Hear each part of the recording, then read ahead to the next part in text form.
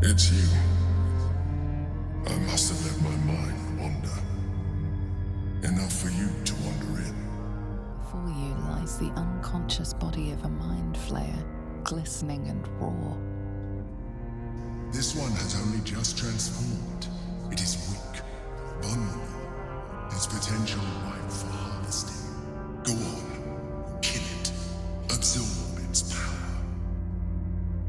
You are like me. Like I was. A vessel yet to transform. Help me. I am so hungry. Hard to send letters by road when there's a rampaging army of fanatics bearing down on you. I'll tell you, it's left me in a right pickle. I've sent what I can by pigeon, but now something's attacking them and all. You sense there's more to his anxiety than a few missing letters. Oh, well, one of the missing letters is my own correspondence. Intelligence is in short supply, but we know our enemies flanked us on the west side, not one rooftop away. Dringo, get back to work. And you, what do you want? This is a private yard. There's death in your scent, but not in your words. Still, you should go. My friend is injured. He needs rest. Found him, did you? I can't say I'm surprised. Gomwick never kept him on a tight leash. Bring him here, and I'll give him a once-over for you. Check him for worms and so on. Oh, yes, please, I'd love to see him. Mum always said to look for a temple if I needed help. But they said they couldn't help me. The Steel Watch, they're a threat to you, me, and every man, woman, and child in this city. The Gondians are ingenious, but we're more than equal to them. There's nothing they can build that the Iron Hands can't tear down. I've built something unique for just that purpose. A room powder bomb.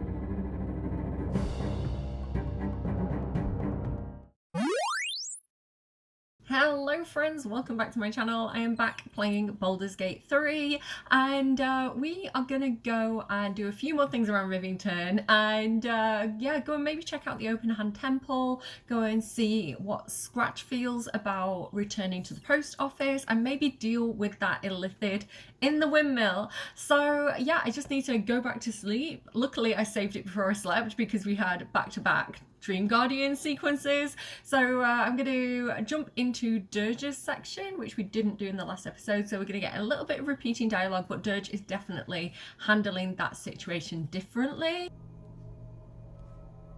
He just walked through the bench. I don't know why Dirge is clipping. And then he like turns around to look. I don't know what's wrong with this scene. Oh, it's you.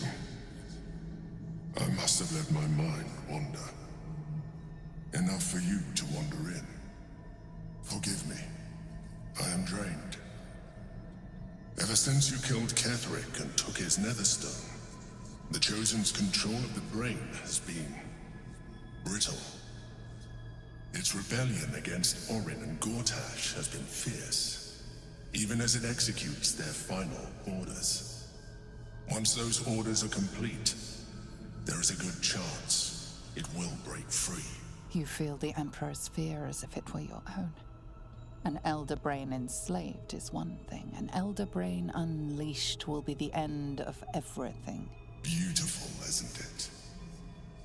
The mighty Prince Orpheus, contained in submissive slumber. Come. You may as well sit a while, now that you are here. Your company isn't unwelcome. Excuse me, sir, do not try and raise Dirge up. He is not having any of it. So Dirge is like, what are you letting it slip for? If you let your mind wander, am I going to turn into one of you, kind of thing? That's what you'd like, isn't it, Mr. Emperor? So yeah, he's like, I expected you to be more on guard this close to the brain. You are correct. I should be. I'm haunted by memories. They are relentless. I can think of nothing. No one else. So I saw a little TikTok about Duke Stalemain and the Emperor's relationship with her, and I don't know if we're going to get that information in my playthrough, but it is possible to get a certain scene, and yeah, maybe it wasn't quite the way it's being offered here. So Dirge is gonna go, the past is the past, move on. You are impatient. Even in this, you remind me of her, of Baldur Stelmane. He's like, I'm gonna talk about her anyway. When she was alive, you thought you were my first ally. Far from it.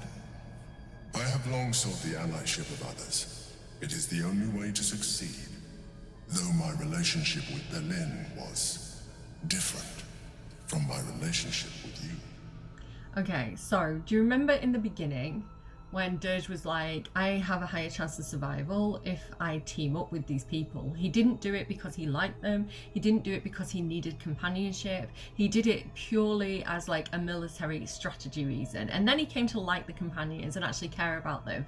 But his first initial thing was, I can use these people as cannon fodder. I can use these people to protect me and keep me safe. And so that would have definitely, what the Emperor just said there, would have definitely clicked with Dirge. And he's like, oh, right, okay.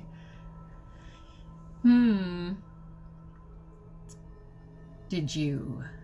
So he's talking about Baldur Stelmane. Did you manipulate her like you manipulated me? I see that you are unable to let that go. But do not forget that I trusted you with my life, as you trusted me with yours. Don't gaslight me. Manipulation or not, we need each other. My relationship with Berlin was similar in this regard, though less dramatic. In life, she was my business partner, back when we ran the Knights of the Shield. A difficult task for a mind flayer. Duke Stelmane trusted me, and the city trusted her. I conceived the plot, but Berlin took center stage. It was she who met with the merchants, politicians, and patriarchs. It was she who negotiated deals and signed off on agreements. Her rooms played host to the most important conversations in the city. Together, we brought order to chaos. At its height, everything that happened in that city went through the shield. Through us. I could not have done any of it without her. Just as I cannot do any of this without you. But now, she is gone. What is that tapping sound? Can you guys hear a tapping sound? Okay, I don't know. Last night at 3 a.m., which you can see I'm looking a bit tired today. Last night at 3 a.m., the shower curtain fell down. Kids were in bed. I was in bed. Cat was asleep on the bed. No reason why that shower curtain should have fallen down. Windows were open, but there was no breeze, so it's not like it had billowed and fallen down. And I've been hearing tapping, so you tell me what's going on. But if you're seeing any like weird shadow figures, let me know in the comments down below. This is my shadow here. Don't know. Okay. So yeah, if you see me I'm like trying to figure out what the tapping is, but it's not in one place. It's like in different places around the house. So I think something's trying to get my attention. Okay, not now, like later. I'll talk to you later. If I didn't know you were a mind flayer, I'd say you were upset. Astute as ever. You think that mind flayers are soulless husks who feel nothing. Berlin thought the same at first. You are wrong. Feeling is vital to the pursuit of anyone's goals, even a mind flayer's. Like you, mind flayers know fear. Like you, we crave recognition. I think it's my neighbours. But unlike you, unlike the others of my kind, I am no slave to either. My end is and always has been freedom. Berlin understood this. Berlin became my We're just ignoring it. I'm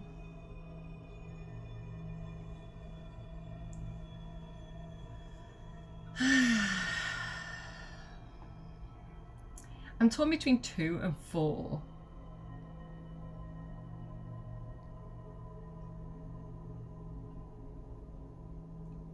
We do need him. We're not trying to anger him, so he might think this, but I think he's gonna say this. That was insightful. I am glad you were able to learn something. Another quake. The brain is rebelling again. I need to focus. So, different outcome there between Cordia and the Emperor. Cordia being much more empathetic, and that act working on her. Does being a little bit more skeptical of what is going on. Why is my battery so low?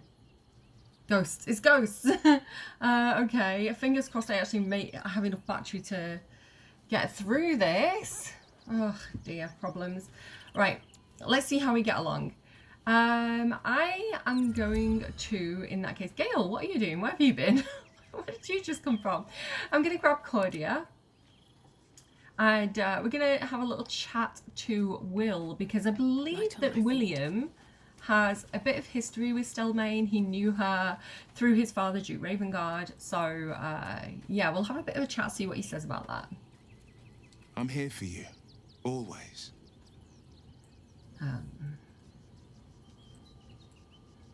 Why am I doing the dirge voice? Did you know Stelmane very well back in the day? I met her twice. The first time I was a boy of 7 or 8 at a banquet in the Flaming Fist's honor.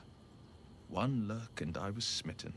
Chestnut hair that flowed behind her like willow fronds as she floated from one room to the next as if carried by clouds. The second time, Stelmane was different.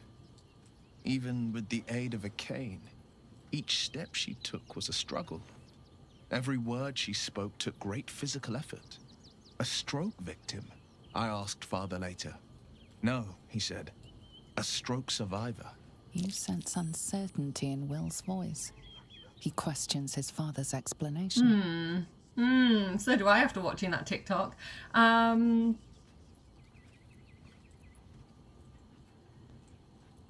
sense there's something more to this story. Fess up, Will.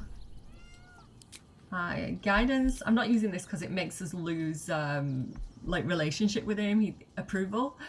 Think guidance me. Yeah. Thanks, guys. Look at that sweet, sweet 26. Let's go. Something's always gnawed at me. At the banquet, Stelmane didn't seem to look at us, but through us. But that second time, her gaze never left me. It was steel, sharp and unyielding. It could just be my imagination, but I always felt that it was more than a stroke that had changed her. What, though? I couldn't say. Could it be the Emperor?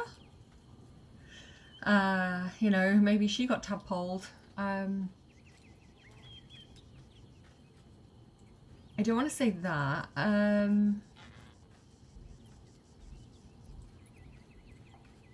Any idea who could be behind the killing? I couldn't say. But think about this. My father was tadpoled. Stelmane is dead. The people are frightened and the council's in disarray. To exert control, you must first sow chaos. A tyrant's strategy, as father would say. These murders aren't random acts. Someone powerful is guiding the killer's hand, and the city is made weaker for it. Okay. Could it be true Duke Stelmane allied with the Emperor? Mind flayers are like devils. They just sport tentacles rather than wings. Clever, manipulative, exploitative. The Emperor says he's a friend. I think we'd be fools to believe him. Maybe it's true. Maybe Stelmane allied with a mind flayer and subjected the city to their political will. Or maybe he made an offer she couldn't refuse.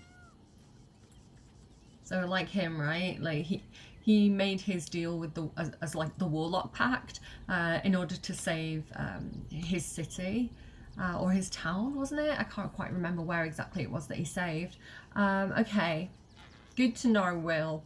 Let's keep going around here and have a quick chat with Shadowheart, my wife. See how she's doing. Do I want to chat with Shadowheart? No, I think we're all good, but let me get my little gang together. So we're going to do 2 groups going up. I don't know how, I can't count. We're going to do 2 groups going out today. First, we're going to have Cordia, Halsing, Gale, and Will, and we're going to have them go to the Open Hand Temple. So, as a cleric, Cordia would have expected the temple to be like opening the doors to the refugees, you know, having like a soup kitchen going.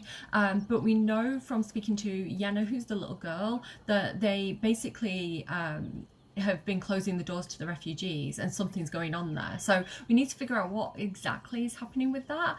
We did read that one of the priests had died when we went to the pigeon coop, and like we found that in one of the letters. It said Father Logan was dead, so we can definitely go and see what's going on with that. Anything else there?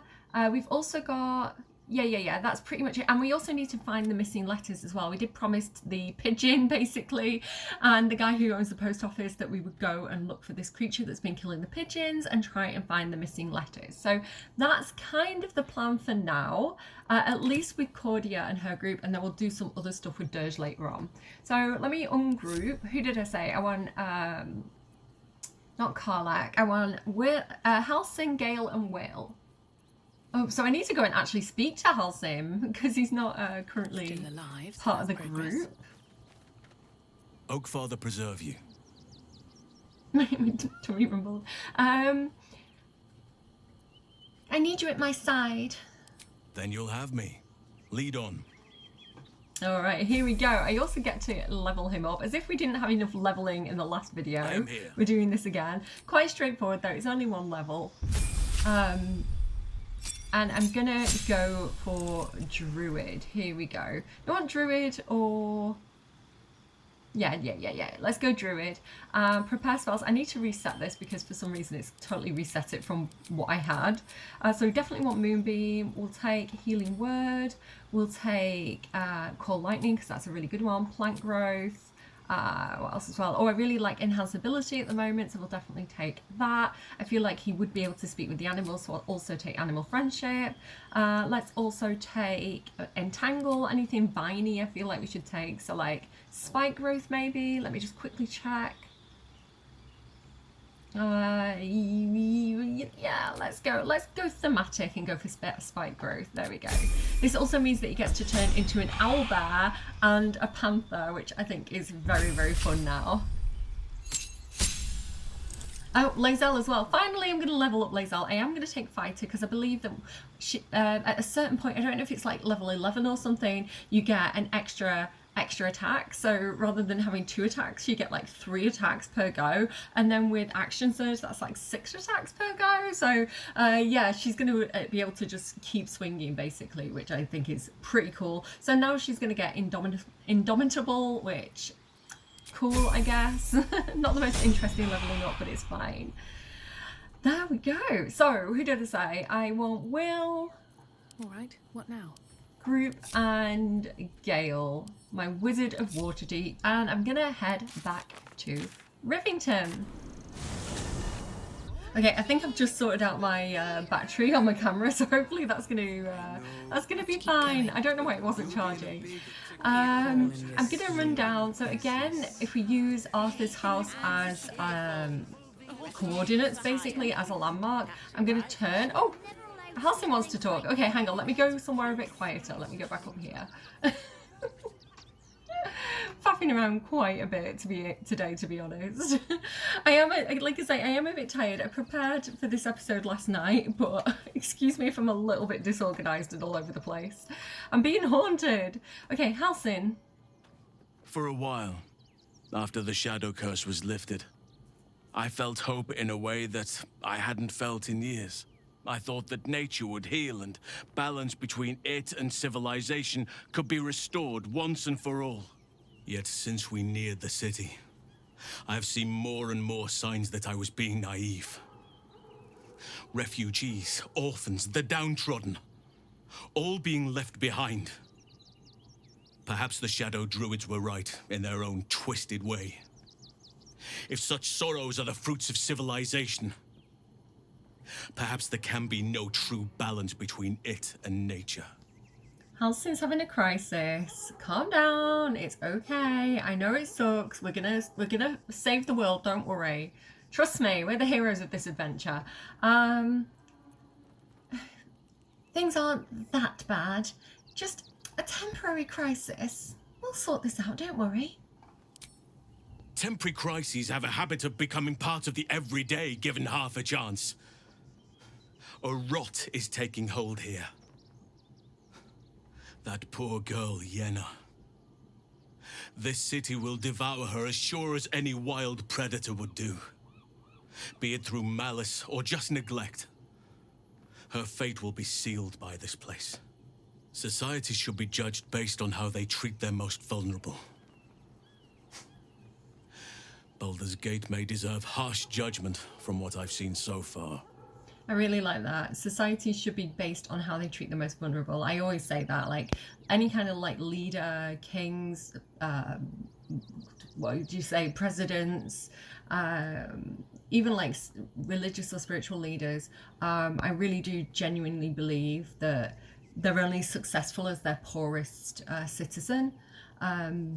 So, yeah, like, I really do agree with that statement. You know, like, people in power have a duty of care to the people who they are said to represent. But yeah, he's definitely getting a little bit worst case scenario here. He's spiraling. I do like this one. We can't help everyone, I'm afraid. As much as I would like to, and like do all the side quests, and we'll help no one if the absolute isn't stopped, right? It's like we've got to fight the big bad, the BBG, and big bad evil guy in D&D, yeah, and then, you know, then the things that we're doing to help will actually have an impact and not be constantly undermined and ruined, right? The good people can move in and do what needs to be done when the bad people stop unraveling everything. There's plenty of good people out there who are trying to do good. But I think this is interesting because when somebody's saying something like this, and I'm guilty of this too, this idea of like, everything's terrible, everything's wrong, like, it's like, well, what can be done, right? It's a good question to ask. Because sometimes, especially, I think I said this like in Act 1, but if you are reading the news and you've seen all this terrible stuff happening in the world, I think it's really important to say, what's that mantra where it's like, God, show me the things I can change and the things I can't fucking do anything about.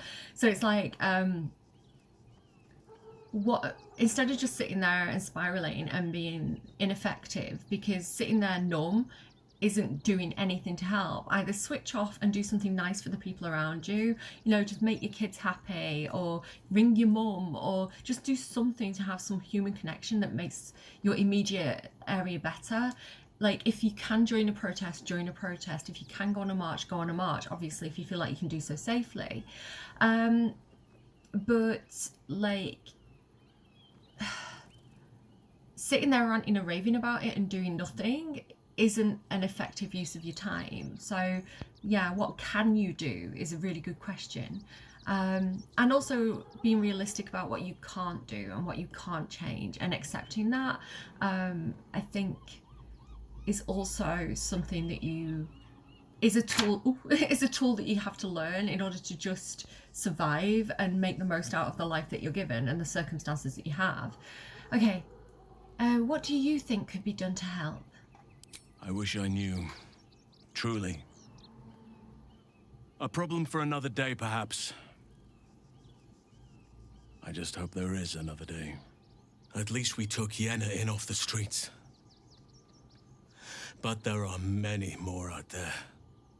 Okay, so we have made Yenna's life better. We have done something that has immediately protected that child, right? And her cat. And, you know, we have been effective in her life. And But that thing he says about that's a problem for another day is like, well, yeah, right? That's a lot of the problem with the world is like, it's somebody else's responsibility. It's not my problem. You know, we'll solve that another day. You know, the hypocrisy of him having a big rant about it and then being like, I guess it's someone else's problem. Really, Halsin. But yeah, like we are doing something good. We are trying to make a difference. We are being effective in that. You know, we helped find a house for those tieflings who were having the fight with Arthur, right? We freed up his house for them. We also found another empty house that somebody could use. So we are making a difference, even if it's only a really small difference at the moment. But heading over to the temple and seeing what the problem is there and getting that back up and running would be able to help a lot of people. So, okay. Let's go and do that exact thing. I'm going to go down here. And like I say, so pointing at Arthur's house, refugee camps over there. We're doing a hard left. And we're coming down past the circus, which we'll be visiting in the next episode before we head over to this section here. And yeah, going down this entire street until we get to the open hand temple here. This is hilarious to me. Look at this. Citizen received Sylvanus' blessing. Refugee lost Sylvanus' blessing. Basically, as Halsin runs through the street with the idol of Sylvanus, he's like blessing everyone as he passes, which I think is so funny. I wish that the Shah like statue and the Saluna statue would have a similar area effect. I think that could be really fun. Okay, let's see what the issue is here. Area under investigation With a flaming fist sign. Flaming fist investigation underway. Stay back. Well, I have Will with me. I'm sure he can help the Flaming Fist investigation. He is the son of the person who's in charge. So we've got some people here who are trying to get into the temple. Looks like they're having a bit of trouble. If you're looking for Ilmater's charity, you're out of luck. They've turned their backs on us, like everyone else. Gia, hi. Can I please have some food? Oh, sorry. I thought you were a priest.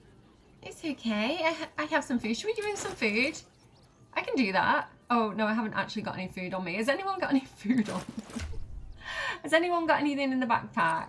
I can give you some grilled roast ribs. That sounds amazing. Yeah, let's drop that. There we go. Here you go, kid. Have some ribs. Okay, hi. Scraps for days. Bet you won't get kicked out of the temple. They blame us for everything.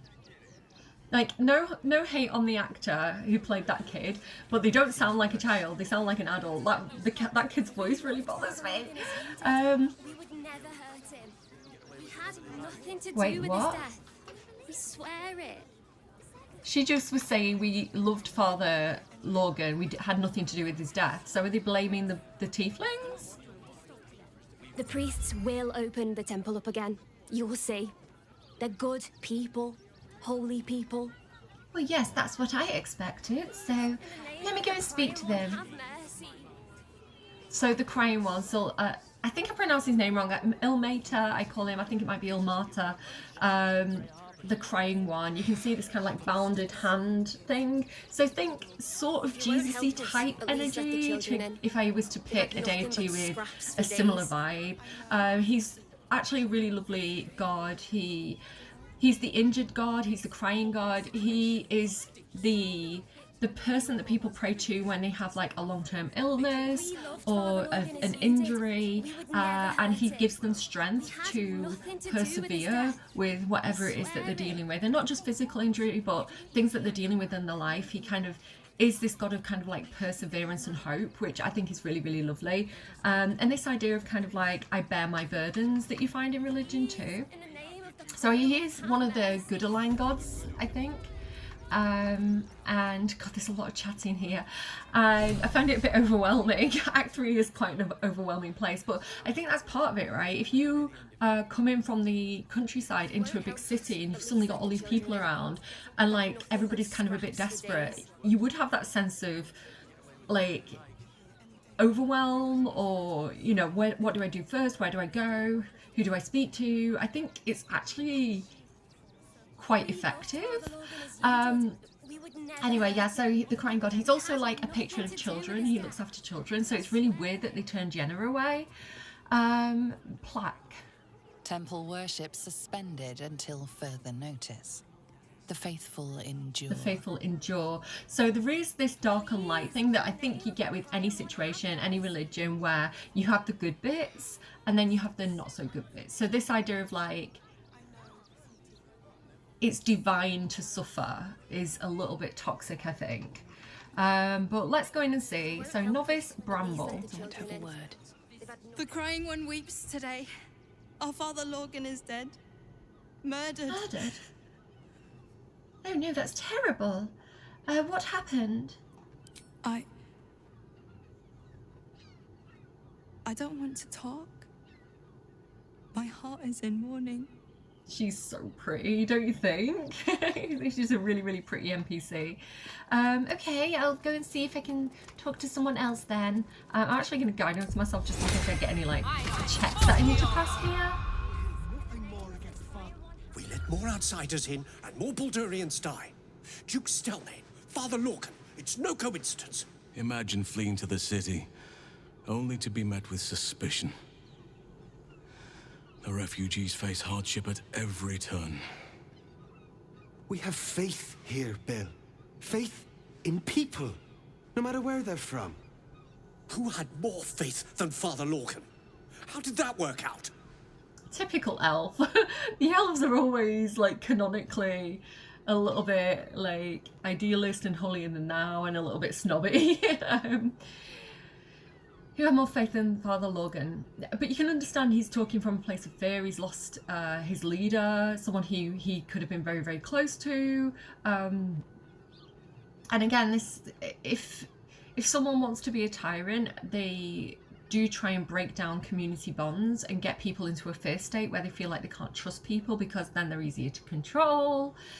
So we want to try and encourage empathy in these situations. I heard your priest died. My condolences. Thank you, stranger. Father Lorgan's passing has saddened us all. Passing? He was murdered by one of the fugitives he was harboring. Bill, I beg you, be quiet. That's not helpful, you know? Even sinners receive Ilmater's grace, and Father Lorgan knew that. We don't pick and choose who we aid. Love that. I can get on board with this guy.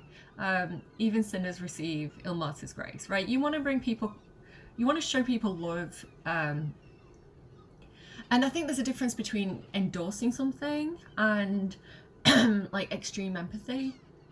Like you can have that extreme empathy to say, look at this person's background, look at the options they had available to them, look at the problems that they had in their life, look at the way that their brain is wired. You can have that empathy of like, just because someone does a terrible thing, it doesn't make them a terrible person. A lot of the time it is situational. Even good people can do terrible things if they're put in terrible situations.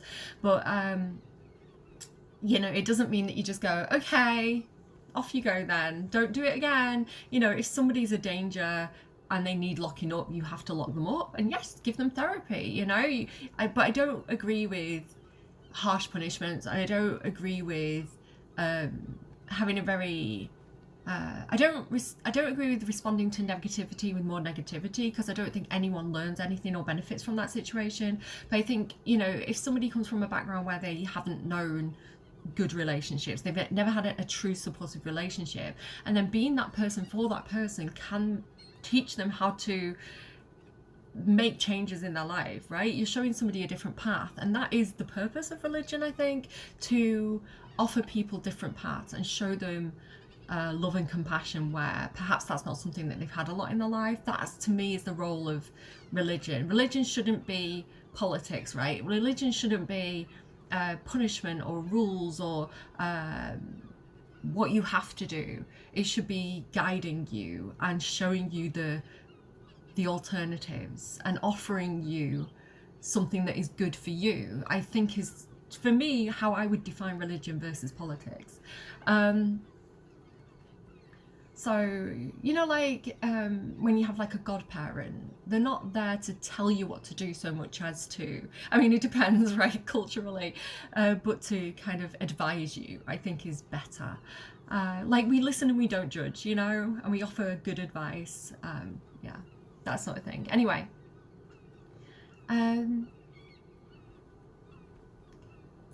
It sounds like your god would be very proud of Father Logan. Thank you, stranger. I take some solace knowing that he died in Ilmater's service. Does Ilmater's service involve protecting heretic absolutists? Or perhaps I missed that sermon. Enough, Bill. You seem a kind soul. Our temple is open to you. Walk well. Bill needs a chill pill. Like, you know, Exactly this. anger's important, but channel it into something productive, not into fear-mongering, you know? All suffering by allowing his faithful to suffer the most. I mean, you would expect so, right? Okay, let's have a quick look around. I'm not going to read all these books, but I want to open them just so you can pause and read them if you're really, really into all the lore.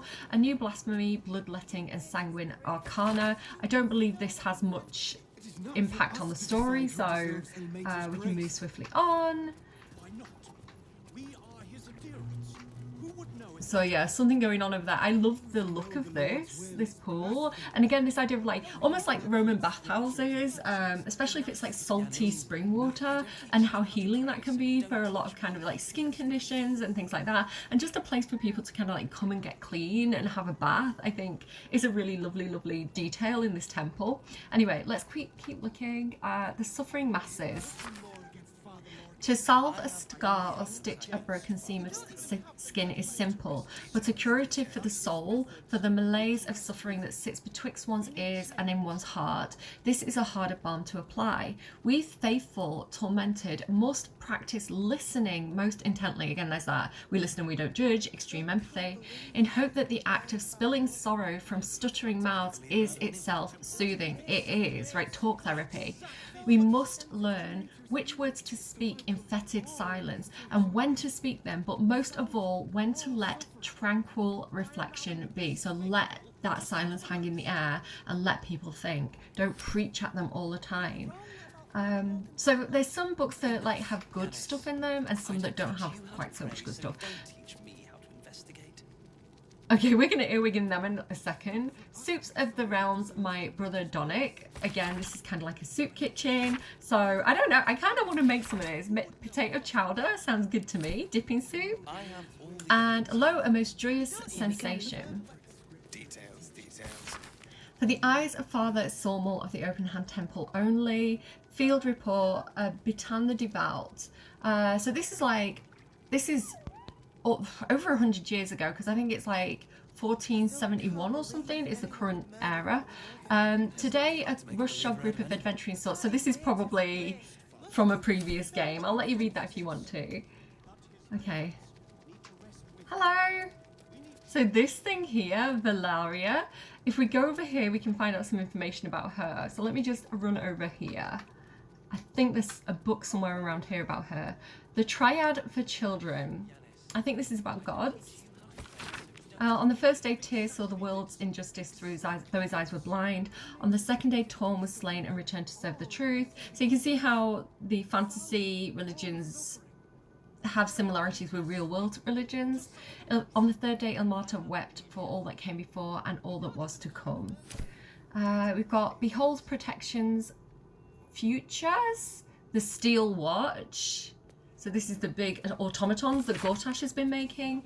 The age of the Steel Watch approaches. The immutable logic and impeccable judgment of complex machinery will pass law without fault. It's like AI, right? And without hesitation. Why must we risk the lives of those brave enough to accept the mantle of city guard in the fray with common thugs? I mean, yeah, like the Flaming Fists are in danger. That is true. Moreover, why must we risk the liberty of citizens at the mercy of the vice and caprice of others who take this mantle for ill?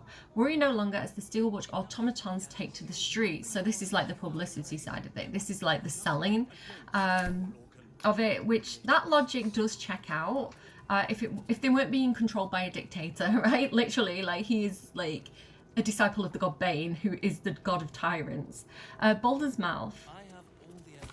So here you go, you can see here, I think they're called like a Holophant, calls to ban refugee help in Rivington. So literally to like not help people. I think that's really cruel. Refugee allegedly slaughters, and I think it makes the situation worse.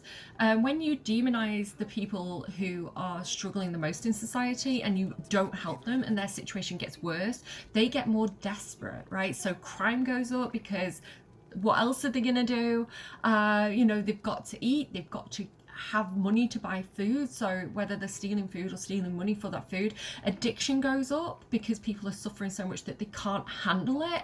And you know, then once they're addicted, crime related to that goes up. So like, again, if I was in power, again, that going back to that thing about you're only as powerful or you're only as successful as your poorest citizens, I think that's really, really true, because that's where the problems are really going to start for your society, and it will affect up that ladder, you know. So keeping those who have the greatest need fed, like if you think of Maslow's hierarchy of needs, right, like basic needs are met, like shelter, food, even entertainment, is really, really going to help to reduce crime, reduce addictions, and just improve the quality of life for your entire citizenship.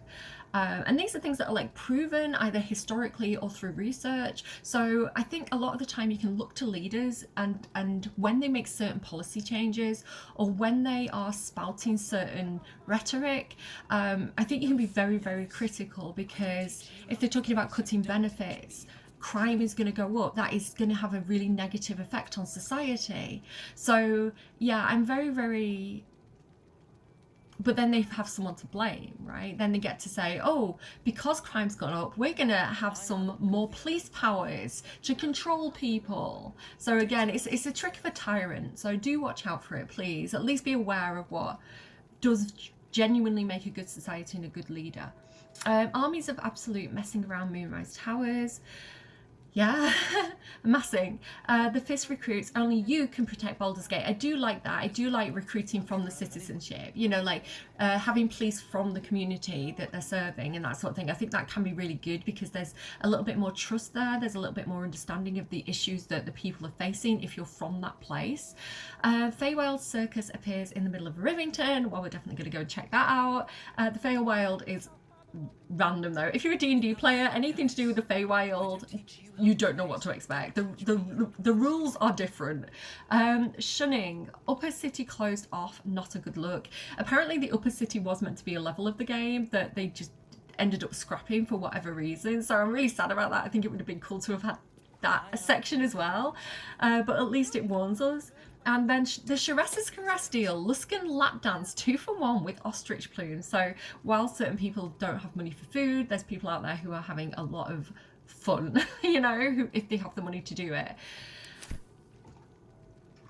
Not judging, we listen and we don't judge. I love the Sharessa's Caress, not gonna lie. Savarok and Chev are studying in suffering. So this is the old disciple of Baal. So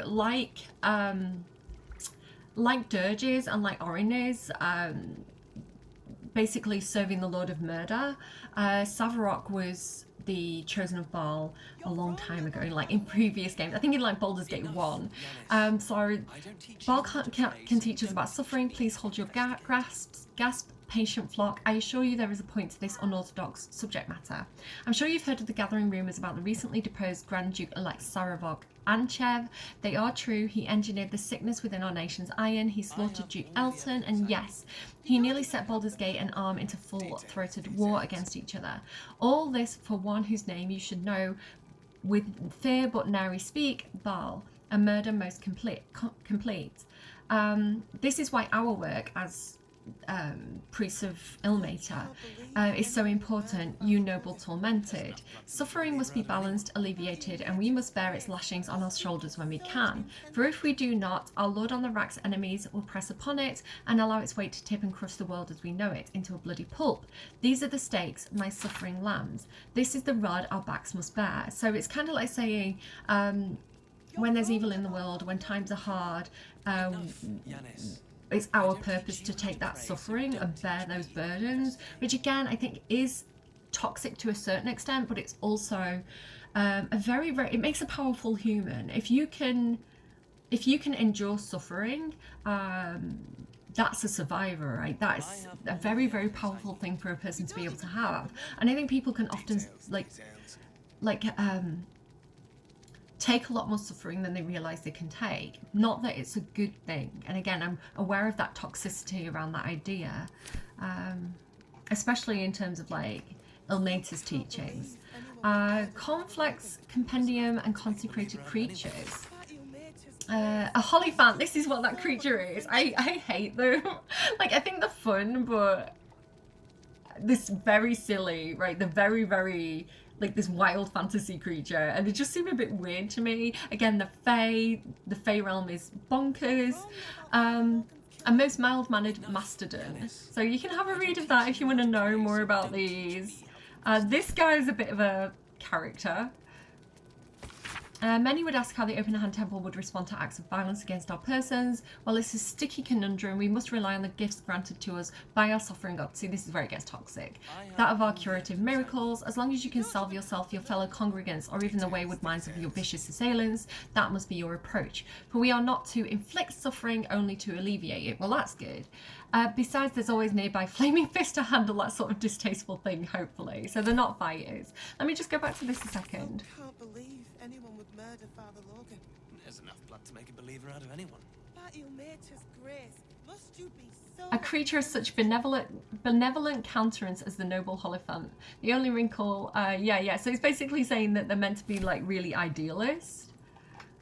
But this guy... You're wrong about Father Logan's killer. Enough, Yanis. I don't teach you how to pray, so don't teach me how to investigate. Okay, so she's arguing with him about, he's like the police officer, the detective, he's investigating, and maybe she doesn't see things the same way. So let's see what's going on with these two. I'm going to guidance myself again. You don't even have the murder weapon. Details. Okay, maybe he's cutting corners a little bit. Look, investigator. Brilgor might have been a criminal, but he was no murderer. You're missing something. You have to be. Enough, Yanis. Listen to yourself. You are defending a man who ritually slaughtered your high priest. The evidence speaks for itself. Brilgor killed Father Logan, then, be it out of shame or profane duty, offed himself with the same blade. Case closed, Sister Yanis. Me and Sister Yanis have the same dark circles. Shouty little elephant. Oh, I apologize, stranger.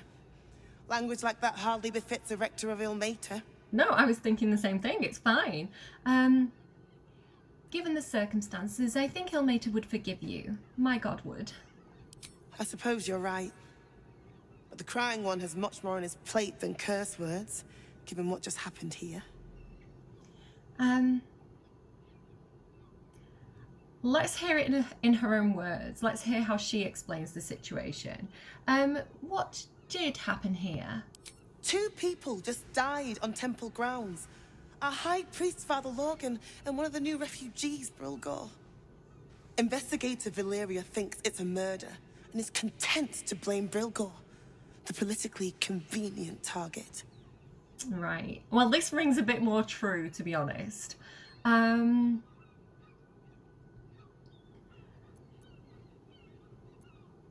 We know what makes Brilgor politically convenient. She's told us they're a refugee, right?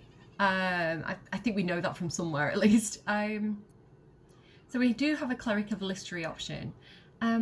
Allow me to help you. My goddess Illustory would bid me to aid a follower of Ilmater. So some gods are aligned and some aren't, right? They're both good gods, right? So yeah, I think they would be looking to help each other out. Feel free to look around the temple, but fair warning, the investigator won't change her mind without significant new evidence. And what should I be looking for? Valeria never found the murder weapon, so that could be a start. Anything disproving the refugee murder-suicide angle, really. Murder weapon. Got it. Well, we have quite good noses. This one here can turn into a bear and sniff really well. And where can I find the investigator when I need them? Charette's caress would be my best bet. That's her usual haunt after closing a case. Oh, what a shame we have to go to the Charette's caress. That sounds like an awful place. We mustn't linger, but we must investigate every section thoroughly. If that is what must be done, that's what we must do. I love the Charette's caress. So Shira Clarwin, this is, do you remember when we were in the Grimforge and Karlach found a necklace that had like a laughing monk in it, like the ghost of a laughing monk that made her laugh hysterically, and he was like, will you take me to my granddaughter, I think it is, or niece, Shira Clarwin, at the Ilmater Temple in Rivington? We're here, so we can ask about that, and Karlach can come and do that later. I can tell you where to find her, but she won't be very chatty, I'm afraid. Shira passed away last year. Peacefully, mind. We buried her in the crypt under the temple, if you wish to visit. Oh, okay. Oh, I think Karlach will be very sad to hear that. Anyway, I best get going. I'll talk to you if I find anything. I really hope you find something. For all our sakes. Yeah, so this always feels like a really important mission to me because I'm so invested in helping the refugees, and because if they're able to pin a murder on the refugees, then it's going to turn the tide of public opinion against them even further, and they're going to use it as an excuse to kind of like kick them out and not help them. So yeah, proving the investigator wrong, I think, is a really, really important mission. So go over here, Order of Ilmatari Service. A mass book used by the Broken Gods congregation during regular services. There are a lot of hymns about the self-flogging scattered throughout the tome. Self-flogging. I feel like Astarion and Dirge would be into that. What's this? Infirmary. Justice endures, even in suffering. I'm going to stop and restart just because I want a drink of water. I'll be back with you in a second. Okay, let's go through here. Hello? Oh, I think that might be him. Let's just have a quick peek around, see if there's any notes that might help us talk to this lady. Something over here. What do we have? We've got an end to suffering. A selection of rites for the dead and dying adorn this manuscript. So I'll let you have a read of that if you're interested. And the Encyclopedia Apothecaia, I think, by Sandra Tolliar. And here we go, a little bit of stuff here as well. So we can assume that this is the person, like some sort of cleric, doing his like last rites, I guess, and preparing his body. So let's have a chat and see what she says. Guidancing just to get me past any kind of like insight checks or anything that we might be doing. What ails you? Marsh fever? Feather lung? Be quick, I've not got all day. She's in a bad mood. I'm looking into I look diseased. I'm looking into Lorgan's death. I need to ask you some questions. What do you want to know? Who do you think killed Father Lorgan? I reckon Investigator Valeria is right. Right. One of the refugees killed him. Cruelly, too. They cut off his hand, sawed right through the bone. I found a paralytic poison on one of his wounds. Lorgan was alive while they took the hand. He just couldn't scream. It's sick. We give them everything, and all we get is nothing but a good man to bury. Yeah, I think she does have a right to be angry. Like the guy in the front, it's just not... Unless it's channeled somewhere, it's not going to be effective. So, and again, like, when high emotions take over, the logic goes down. And this is why, you know, politicians will push through, like, random acts when there's a tragedy, because people aren't thinking about looking into the details of what's being passed. So if they want to push something through, if they just get everybody like worked up enough and emotional enough, then they can do that kind of stuff and get away with it until, you know, the fact checkers start to, you know, get some ground and get like the facts out there, or do the research and talk about what really happened. But by that time it's too late, right? Everybody's had that knee-jerk reaction and the law's already passed. So again, I studied a lot of politics, so like the history of politics as part of my degree. So seeing these things happen over and over again, you know, is a technique that is used by people who don't necessarily, or sometimes it's people who do have the general good in mind, but they know that what they want to do won't get public support. So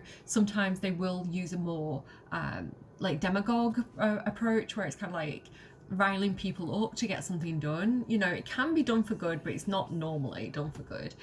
Okay, one thing we can do, oh, I can check his body. He's got a key. Can I take this? Lorgan's chest key. I mean, she didn't say I couldn't do that. Let's have a look at Speak with the Dead and see what he has to say. He might know who killed him. Are you listening, lady? Because this is going to be actual evidence. And I need witnesses. Speak with the Dead. There we go. That's my necklace. Okay. Most important question. Who killed you? Was it Brilgor? The corpse regards you lifelessly. We can presume probably Brilgor was a tiefling, because a lot of the refugees are, but not all of them are. We've also seen like a half-orc, some dwarves, some halflings. So, halflings? Is that what they're called? Is that what they're called? I'm doubting myself now. So, yeah, like, we need facts. We know this is Father Lorcan, so that's a wasted question. Who killed you? Dwarf, dressed in red. Okay. But not Brilgor. We want to find the murder weapon. So, where were you when you were attacked? Tunnels from the cellar. Refuge. Okay.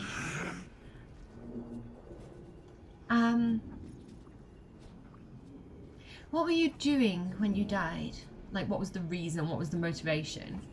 Hiding Brilgor from fists. Okay.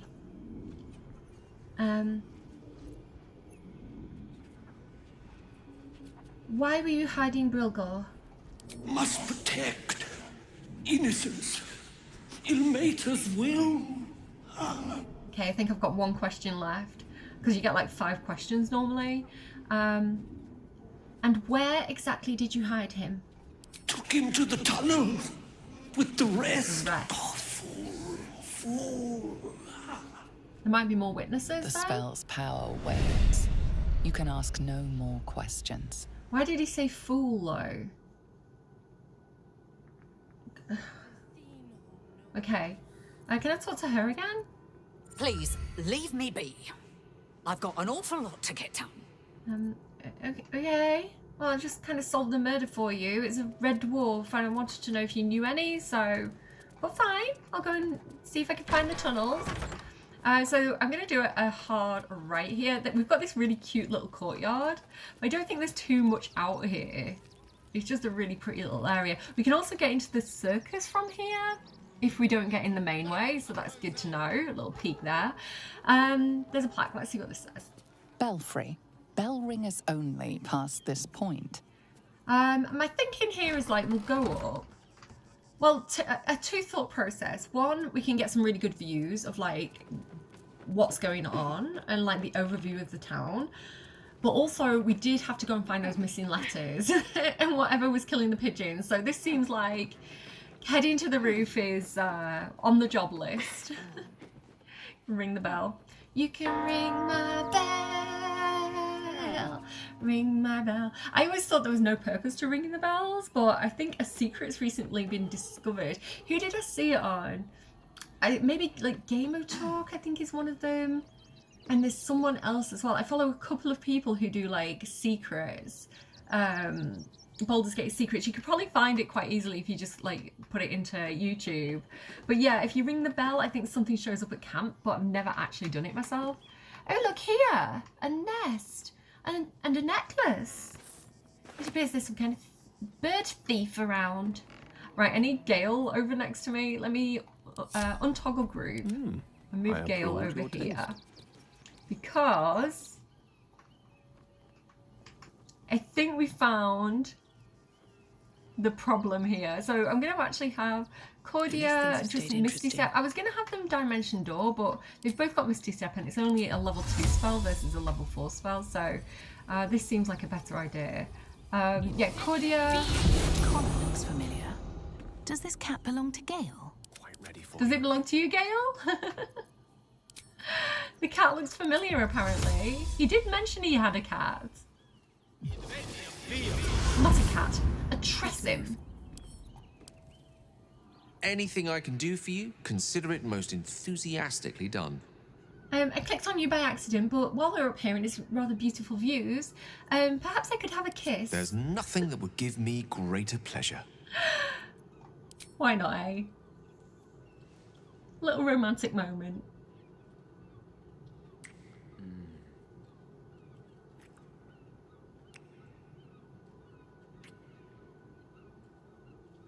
Yeah, scenic views and all that. It's a romantic spot on top of the Church of Ilmater. Okay, let's get back to the task in hand. I got distracted by the moustache again. No matter. After all. I don't think he would stop for a kiss as well if he saw Tara. I think he would be like, Tara! Okay, let's go and speak to this cat. Have I got Speak with Animals on? I have not! Oh my goodness, I almost forgot. That's because I normally do all my setting up in between episodes, but because I had to do like the Guardian scene, the Emperor scene with Dirge, I had to like do it from... Anyway, let's keep going. You don't need to know that. I need a quick word. Mr. Dekarios, heavens!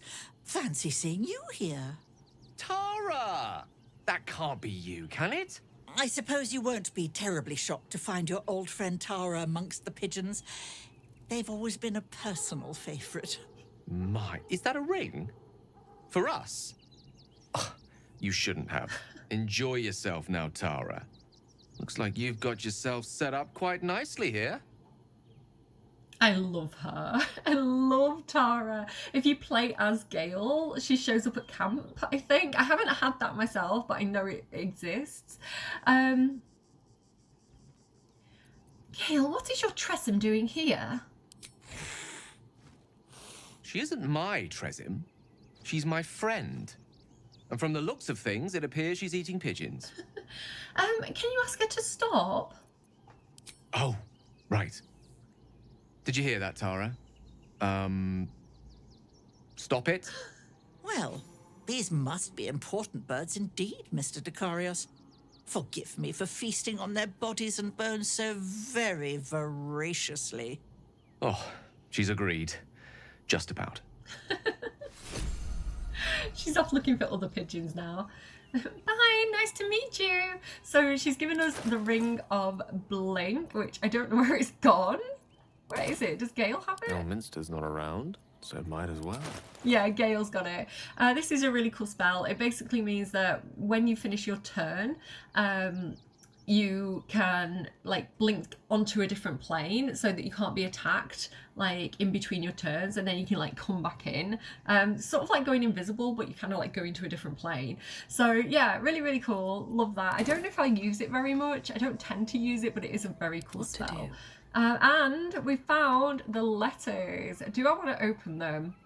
I think I might open them. He said not to, but I don't think there's much benefit from not opening them. So maybe we can have a little look, a little peek. Tara remains as willful as ever. I'm glad you finally made her acquaintance. Given the length of my time away, I feared she might have given up on me. Oh, I should have known better. She'd never do such a thing. That's something Tara and I have in common, like never giving up on him. I wouldn't have her any other way. Was there anything else you needed of me? I was going to ask you for a kiss now, but we've had one, so no, it's fine. I'm sorry if there is like tapping. It's my desk now. Let's have a look. I got your tongue. Okay, thank you for all the inspiration. I'm good. I mean, look at this. Move. Wait, what if I move it over? Here we go. So, bundle of letters. Let's see what we've got here. We did say we wouldn't open them, but I'm nosy. Postmaster Shipment Inquiry. For the special and direct attention of Roa Moonglow. She is the Zhentarim trader that we met in the Goblin Camp and in Moonrise Towers. So she is the Zhentarim trader for the Absolute, basically. She's supplying them. Look, far be it for me to question Zent directives, but you can't just take from every arrival without consulting me first. That iron flask you skimmed from the last shipment was exceptionally valuable, and we've lost the Manthers as clients for good now. If you just give me a warning first, I can smooth that sort of thing over. Danzo. P.S. Be careful with that iron flask. There was something weird about it. It felt like it was watching me. Weird. Okay, so this is talking about, do you remember when we were fighting the Gnolls and we met the Zhentarim who were kind of like hiding underneath that area? And the kind of like traders, we freed the artists from there and things like that. And they said, go and find the shipment, but do not open it. And we did. We could have opened it, and if we did, we would have got the iron flask. Now, the iron flask is like a one-time use thing, and if you throw it, a beholder comes out. Do you remember the big beholder with like the big eyeball with like tentacles that was fighting us?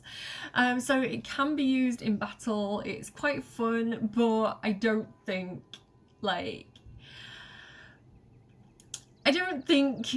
we needed it. And I really wanted the benefit of like returning the package unopened and getting access to like the Gloves of Thievery, which was kind of like a higher level merchant item that you had to unlock. So for me, that was the better course of action. But it's interesting that you learn what was going on with that now. Interesting as well that Postmaster Danzo is working with the Zen, and he's like, listen, you can steal stuff, but warn me first.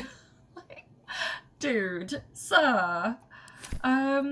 Letter about taxes. A concerned citizen tries to clarify his economic situation so that they are taxed accordingly. It's a nightmare of epic proportion that would make an accountant cry. I do believe in very fair taxes. I do believe everybody should get taxed, but everybody should get taxed a low rate, including like businesses. So there's this whole thing about like tax the rich at the moment because people are doing a lot of like loopholes and tax avoidance, you know, with billion-dollar companies, like billionaires, trillionaires. So you know, I do sort of feel like in the UK at least the tax system's a little bit unfair. I don't necessarily agree with like the higher tax rates, because it's like you earn a certain amount of money and then your tax rate like bumps up. I would say like a flat rate for everybody. So no matter if you earn £10, no matter if you earn £1 million, everybody's paying like what, 20%, 30% in taxes. I do agree with taxes. I think it's really important, again, because I do believe that we have to all look out for each other, and that looking after the less able in society or the less advantaged in society benefits the society as a whole for the reasons that I explained earlier. So yeah, I'm very pro taxes. So yeah, that's my stance. And anonymous letter. A lengthy letter from a Balduran patriarch to an unknown correspondent. It describes in no uncertain terms how both parties could profit from a war. Well, exactly. The only person that profits from a war are the people who invest in like military stuff, right? So yeah, but the citizens on both sides will suffer if there's a war, and I do think it's a sign of a bad leader when relations between countries devolve to that certain state. You know, I think most wars, again, look, because I studied classics, because I studied the Greeks and the Romans, and you can literally see the writings like from really quite credible sources where they're talking about we're going to benefit from this war. How do we convince, I think like, who's that guy that Boris Johnson liked? I think he particularly, he began with P. He was like the guy who was around in the Sparta-Athens war, and he was mates with the Spartan leader. But yeah, he was basically like like me and my rich mates are going to really profit from this war if we like go and invade that other country. So how do we convince our soldiers who have all been dying and who need rest and they need to go back to spend time with their families, how do we convince them to fight for us again? So yeah, there's literal writing about the thought process behind these things. And do you know what, if one thing doesn't change, it's human nature. Oh, can I wait. Oh, I didn't get him in time. There's a chest here. Okay, we need to try and find our way back around. There is, however, a little bag here that we didn't pick up earlier. So I'm currently down the side of the temple. If you go down this path here, you come to that big cave where we saw Orin and we saw the like the Nine Fingers crew, what they called the guild, and the Stone Lords crew having that battle. That's kind of where we were there. Do you know, like there was like loads of traps there and stuff? Okay. And then this is just the front of the temple.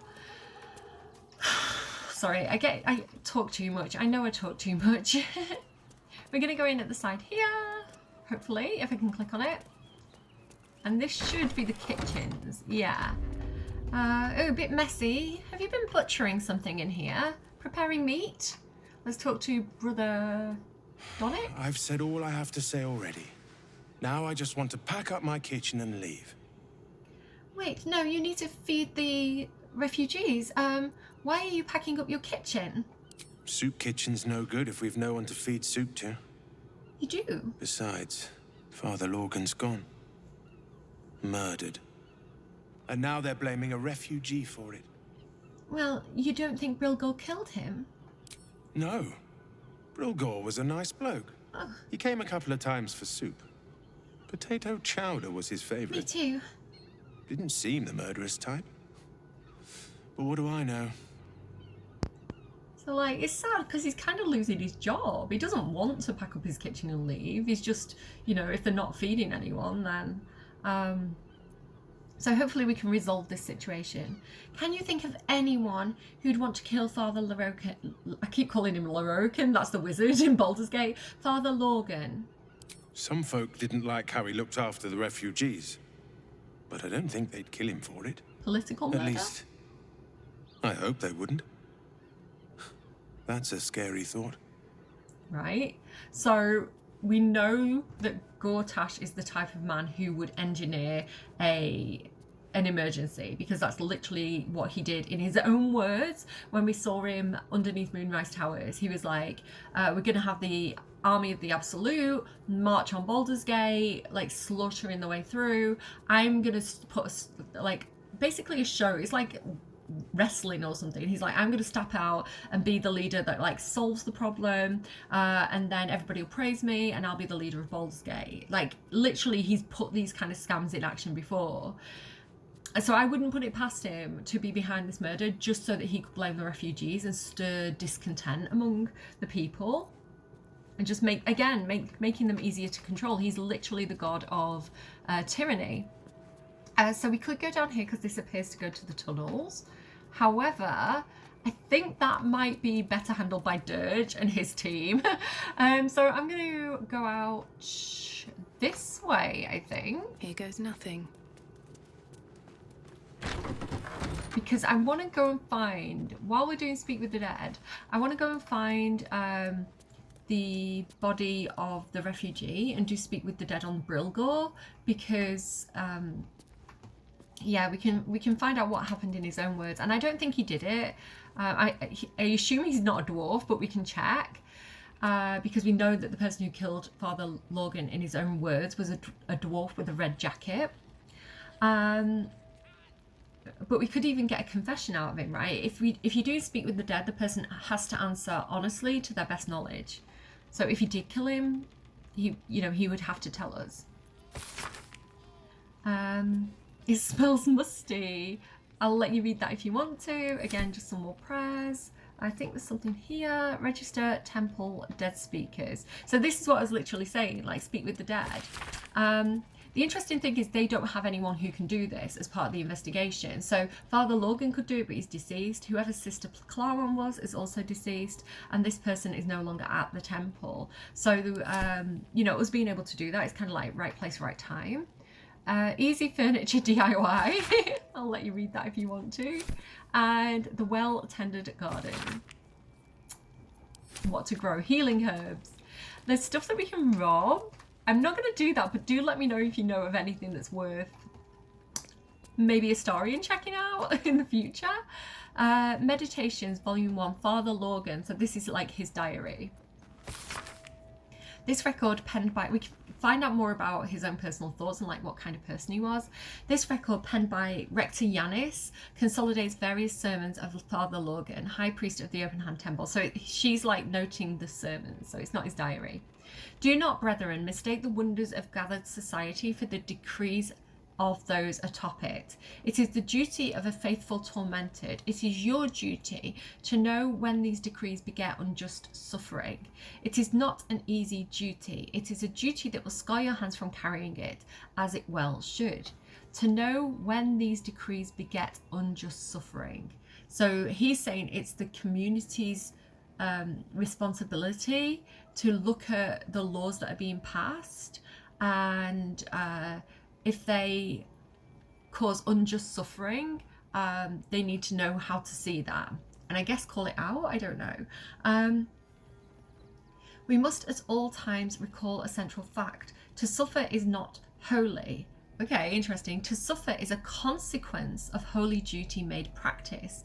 Ilmater does not enjoy his pain, my friends. So it's not like, you know, when we were in the goblin camp and was it Dirge that had the guy whip him or like throw weapons at him?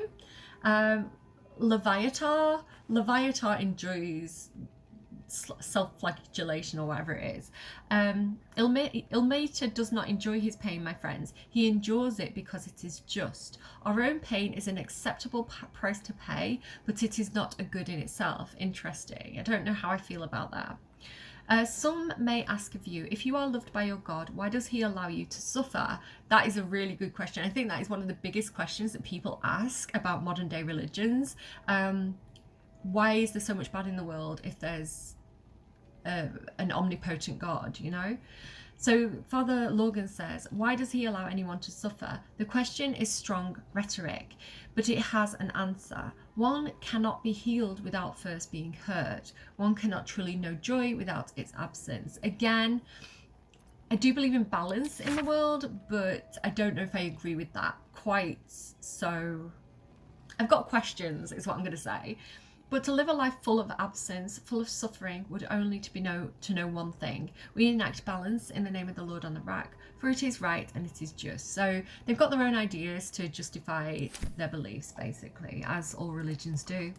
Memoirs of Sister Clawen. So this is the other woman who's left, so you can read that if you want. Shira Clawen. Wait, is Shira Clawen the one that we're looking for? The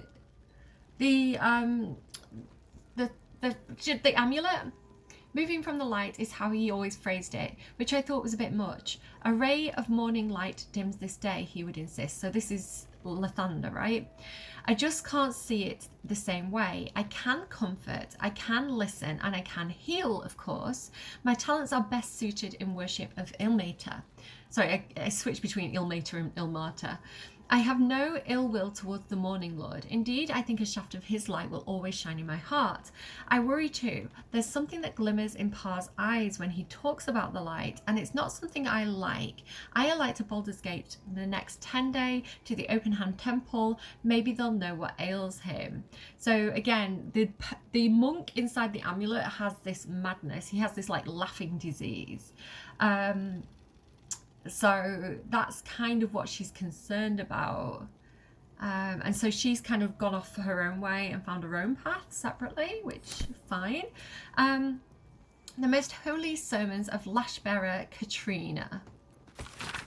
So there's another prophet, Lashbearer Katrina, commissioned on her ascension from the Open Hand Temple, High Priest to the House of the Broken Gods' revered mistress. The House of the Broken Gods' revered mistress? Who's that? Oh, Pietas tormented. Maybe it is Leviatar, I don't know. Oh, Pietus tormented. We live in wretched times, so eager is our populace to beg succour from the city's teat, and so readily to such secure, I know what it means, I just don't know how to say it, available, that our broken god is seldom lamented to. The weeping of the fetid masses should fall righteously to the blood-burned ears of Ilmater, not to the hands of useless bureaucrats. So she's basically saying if the citizens are too comfortable and happy, they have no need for Ilmater, which is a good thing. A query often wet on the tongue of Ilmater's loyal wretches is thus: who does he bide us aid? How must we aid them? The answer is simple. We must give sordid souls the tools to aid themselves. That's not a bad idea, right? Give a man a fish and he'll eat for a day. Teach a man how to fish, he can eat for the rest of his life. A working knowledge of Ilmater's creeds. Unless these unfortunates know to channel their suffering towards the crying god, how is he supposed to intercede for them? Think upon these words. So they're basically saying, we'll teach you how to pray and then he can help you. And he is a good god. Think upon these words, my children. Okay, interesting. I like this. I like spending the time to kind of like read some of the lore and like understand the purpose of the place that we're in, because that's part of the story for me, right? It's part of the world building. It's part of the understanding what we're doing to a deeper level, because we understand how everybody feels in the situation. Like, I love this game so much. Really, really do. Okay. This is the graveyard with absolutely stunning views of an absolute crime going down, apparently. But yeah, let's go and check out this place. I actually really love this area. It does feel quite like peaceful and nice. Oh, I need to get Halcyon and Will down here. They're coming. I can see them on the map. They're on the way. So we've got a scroll of stone wool and some gold. We'll take it. A little bit cheeky stealing from a graveyard. It's probably bad karma, but tombstone. I like reading the tombstones, so just skip forward if you're bored. Sonny lost himself to addiction, but found peace in Ilmater. That's lovely. That's kind of what I was talking about earlier.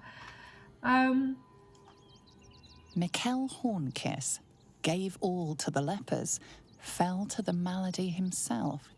He is a beacon to us all. People who follow Ilmater are good people, I think. At least well-intentioned. Ooh, a nice bit of red. I think I'll leave that there. I don't want to take the offerings. Narlo Essie. Grief and illness laid ruin, yet her heart held only compassion. The broken god be with her. You could definitely get on board with the Ilmater clerics. Like, very similar morals, I think. That's Baldur's Gate over there, look. We've got eyes on Baldur's Gate. Geshan Kirkaros built the open-hand temple, gave all in his name. We honor their life and legacy. Yeah, it's really nice. I don't agree necessarily with giving everything you have over to religion, because I think, you know, that can be abused by religion. You know, there's certain religions in the world that you can think of where yeah, you are expected to overgive. And again, I think giving should be like fair to everyone, you know, but I guess there's different ideas of that. But I do think it's really, really lovely when people have, you know, when maybe they have kind of like a spiritual moment and they're like, I have enough. I don't need a massive house, you know, I don't need a Ferrari, a Lamborghini. I don't need all these like possessions. I know that the most valuable thing is like love, good companions, having my basic needs met, and then I can live a happy life. I think there's something really, really beautiful about that. I was playing an Ilmater monk actually in one of my campaigns. I was really, really enjoying it, but he died to the Githyanki, unfortunately, and it was an honor mode, so RIP him. B. Gardenson gave her life protecting fellow refugees. May the one who endures shelter her. It's so nice. Like, they're such good people. And I think that's the thing as well. Like, it's always the best people who suffer first. Alvin Muffle Fieldwick. It feels that way. Gave his fortune to the poor, died in the arms of friends. He will be missed. That is a good death, right? Dying in the arms of friends. I'm going to cry. And people have been leaving like cookies out for him, which I think is absolutely adorable. And then we've got this one. Millie Runbarrel, killed by the cult of the Absolute. May our martyred father shelter her. Yeah. Unknown child and her dog, who stood watch over her grave. May they be reunited in Ilmater's grace. Oh, and the dog stood watch over her grave when she passed. That's so sweet. Like, we spared, like, we don't know this, but there is the possibility that we saved Yanis from a similar situation because, you know, she was an unaccompanied minor. So, you know, giving her protection, I think, is a really important thing that we've done. There's also, if we do want to sneak into the circus, we can kind of come around the back way here just to give you a sneak peek of what's coming in the next episode. Like, we could go through the gates, but we can literally just like jump the fence. What I'm actually interested in the most is this grave here. So you can see it's like a freshly dug grave. And as gross as this is, it is important to speak to this guy. Brilgor fell to anger and rage, taking Father Lorgan with him. May Ilmater forgive him. Not necessarily the case, but okay.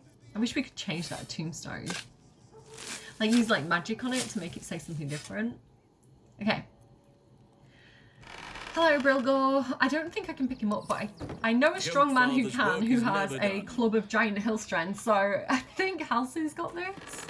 Let me take the body, and then we'll just go ahead and drop the body. A little bit gory, but it's for a good reason. No one stopped and me then yet. You can see we can speak with the dead on him. Okay.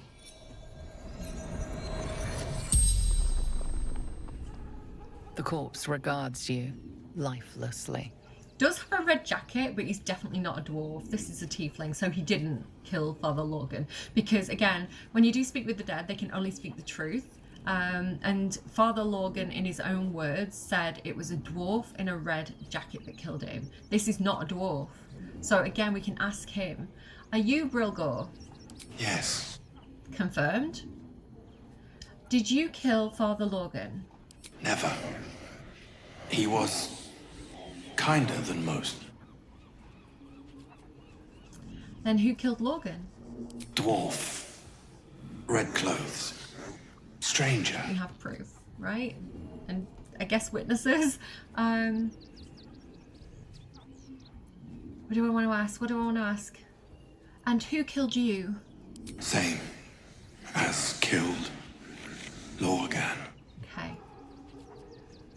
Again, we're looking for the murder weapon, so I think the most important thing is, where did you die? Tunnels beneath temple. Hidden from sight. The spell's power Damn. wanes. You can ask no more questions. So we definitely need to send Dirge down into those tunnels. Yeah, with this like slightly stronger team. Oh, it's so sad. Right, what I want to do now, we're obviously going to be burying him. Because we want to be respectful. I love as well that he is buried here, despite like what they say he'd done. You know, again, I think that's a sign of like a really good church to be part of, that, you know, they're still willing to bury him properly and like give him his rights and all that kind of stuff. Again, because perhaps some people knew him and didn't believe that he did the thing. What I'm also going to do at this point, if I just jump over to someone like Minty. Do you remember when we were going through the Shadow Curse lands and we were picking up all the bodies of the tiefling refugees, and I was like, I'm not leaving them here. We're taking them to Baldur's Gate. We're going to reunite them with their families later on down the line. We're not in Baldur's Gate, we're in Rivington, but this is where most of the tieflings are going to stay for the majority of the game. So I feel like this is a really good place to kind of like put all those people to rest. So unfortunately, they're a little bit glitched. This is right. Let me explain. So if I click on them, I can't send them. I have to pick them up to be able to like send them to people. However, if I put them in a backpack, I can send them to like Halsin. Let me just see if I can send them all over to Halsin. I can, look, I can send, so it's like one person in each backpack. So I can send half of them to Halsin. The problem that I have is if I hover over them, it doesn't give me information about them anymore. I think this is because I've brought them from Act 2 into Act 3, so they've kind of lost that thumbnail text. However, we've got like Arca, we've got Arabella's mum and dad. Was he called like not Aradin? What's he called? Begins with A, I think. He was the one who was teaching the children how to fight. So we've got like a lot of like the notable tiefling NPCs who didn't unfortunately make it. However, we're gonna, like, I'm glad we didn't leave them there, and I'm glad that they've come along with the rest of the party, basically, in one way, shape or form. So, Halcyon, basically now, we're going to do this whole thing. Look at carrying capacity exceeded. We're going to do this whole process now, so bear with me, of taking all these bodies out. One by one. This girl here, she's the tiefling that we found, and she was kind of like trying to break into the Githyanki camp, and we saw her kind of on the hill looking down at them when the dragon showed up, so that's her as well. She's like a scout or something. So yeah, all these guys, I think it's really sad that we didn't get to save them all. Like Arca as well, like she unfortunately wanted like revenge on the goblins. We found her outside the goblin camp. So yeah, I feel like we're doing right kind of bringing them though. So now I've got to send all these back to camp, send them to Minthara, and we'll do the same process again for the rest of them. It's a little grave, but I do like as well. I also like this because Brilgor has, you know, he's a good person, people liked him, and they're trying to frame him for murder. And so, you know, to have other tieflings who have suffered injustice and had suffering, it just feels like the right place to leave them. So I'm sorry that I invent these like side quests for myself, but again, you can skip forward if you don't want to see me doing this process. So let me get the rest of them. Here we go. So open that one, you can go in there. I think that's Arca. Oh wait, hang on. Oh, she's got things in her body. Some of them still have like shields and stuff on them, or armor, but like I'm just gonna leave that on them. So that's why it says like 4 when I've only put one body in it. It's because she has stuff on her body. Here we go. And last but certainly not least, there we are. So I'm going to send those back to Halcyon again. And I feel like we've done right by them, you know. We weren't able to save everybody, but we were able to kind of like lay them to rest in a respectful way. Semi-respectful way. I feel like it's more or less the best I can do at this point in the game. Okay, let's see. So bring you over. I think the quickest way to do it is just go on take all and then open the next one. Yeah, a little bit weird to stuff them into backpacks, but a girl's got to do what a girl's got to do. There we go. Okay, everybody is buried, and yeah, I feel like that was good. Is there anything we could like give to them? Like, is there anything we could? Oh, why can't I open that? There we go. Is there anything I can like give to them? Selûnite prayer book, perhaps. Fuzzy, we could give them a teddy bear. I don't know. Maybe not. Maybe we leave it there. I think that's good enough. I think we've done the right thing. There we go. So at least we've given Brilgor some good company, right? Guide my step. Let's head back round to the front of the church. We can just... Do I want to check in with Yanis? I don't think so. I think we need to find the murder weapon first.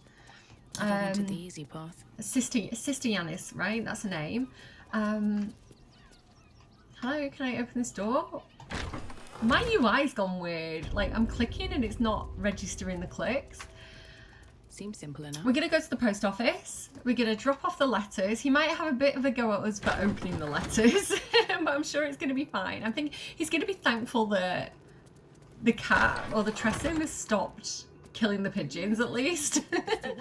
And like I said, there wasn't a massive reward for doing this anyway, but I don't know. Maybe we can challenge him as well. Maybe we can be like, we know what you've been up to.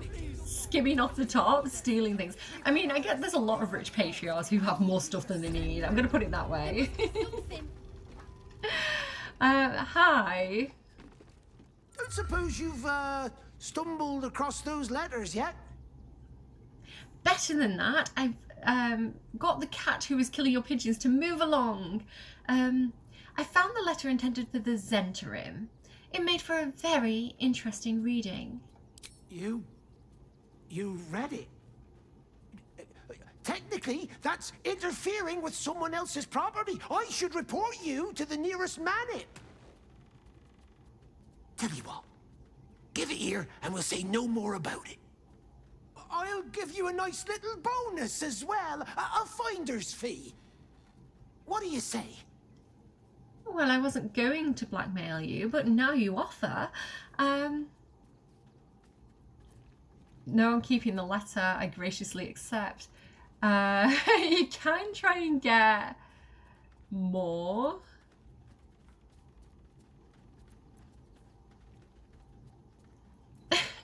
It would be a shame if anyone told the Zhentarim you lost this. A real shame. He's scamming people, we're scamming him back. Listen. Give me Eagle Splendor. Give me advantage. Give me guidance. We've got this. Yeah, we've done it. Definitely with that advantage. Okay, a little bit out of character for Cordia, but she's like, listen, you're doing something wrong and I need money to save the world, so this is what's happening. Fine. Just give me the letter. Glad doing business with you. Forget you saw anything. This never happened. We do need to figure out what the Zhentarim are planning on doing with that beholder though. We actually got more money from doing it that way. If you're giving the letters unopened, because that's what I did in the previous playthrough, but then I just got curious on the roof. Not the previous playthrough, in testing, like when I was like planning what I was going to do, I got about 300 gold if I did it unopened. So actually the better thing is to open them. Okay, thank you. I believe I need to go and find Roa Moonglow and have a little word with her. Okay, I'm going to send these guys back to camp now. And we'll do a little switcheroo and send Team Dirge out. So for those of you who are like, more Dirge content, it's here for you. So Minthara, you can have a rest today. I want to mix up the groups a little bit. So I'm going to take Shadowheart, Karlach and Astarion. Shadowheart, come with me. Who did I say? Karlach and Astarion. Group.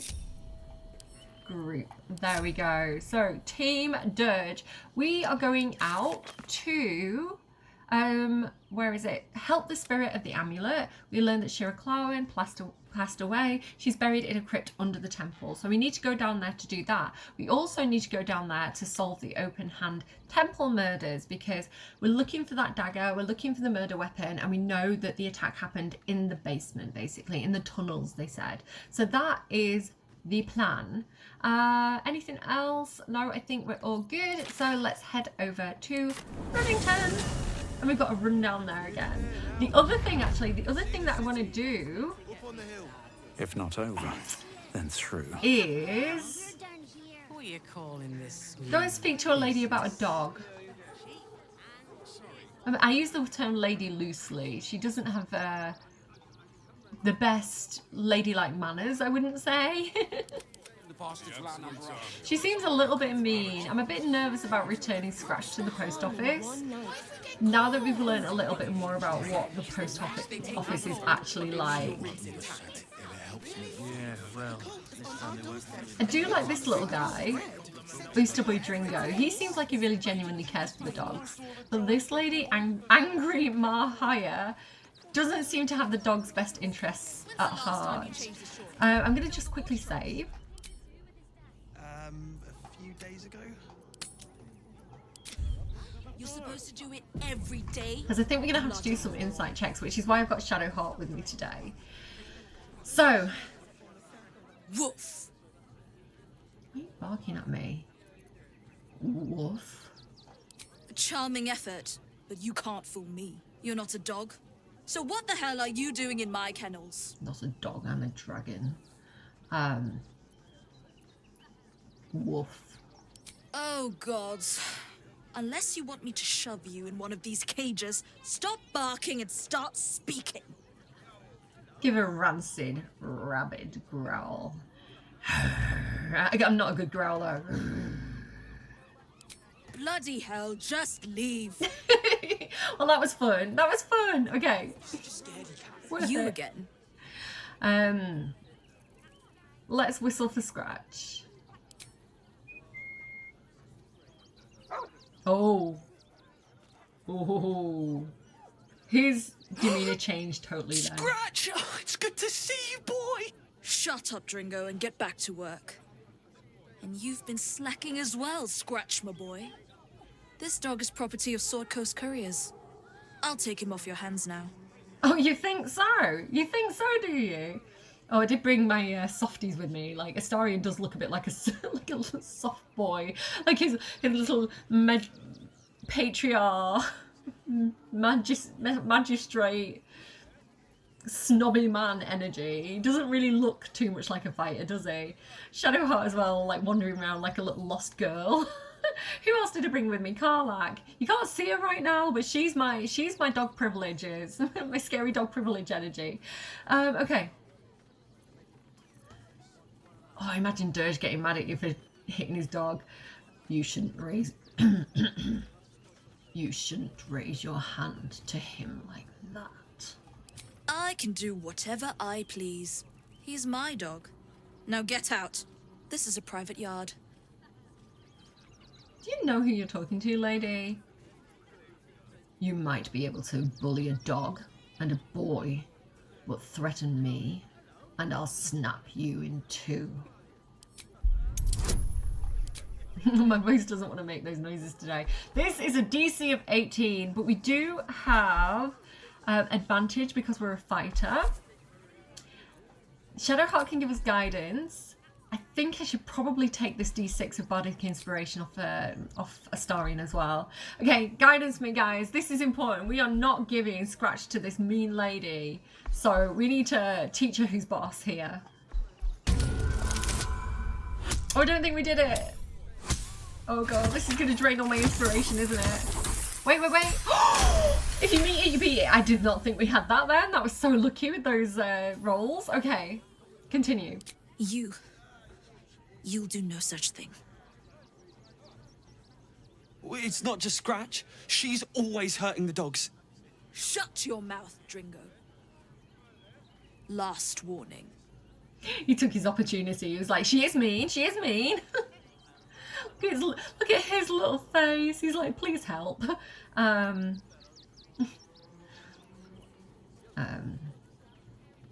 You could have threatened to report her for animal abuse, but we're just intimidating the fuck out of her. Right? Like me and Karlach, just like, never met dogs like us before.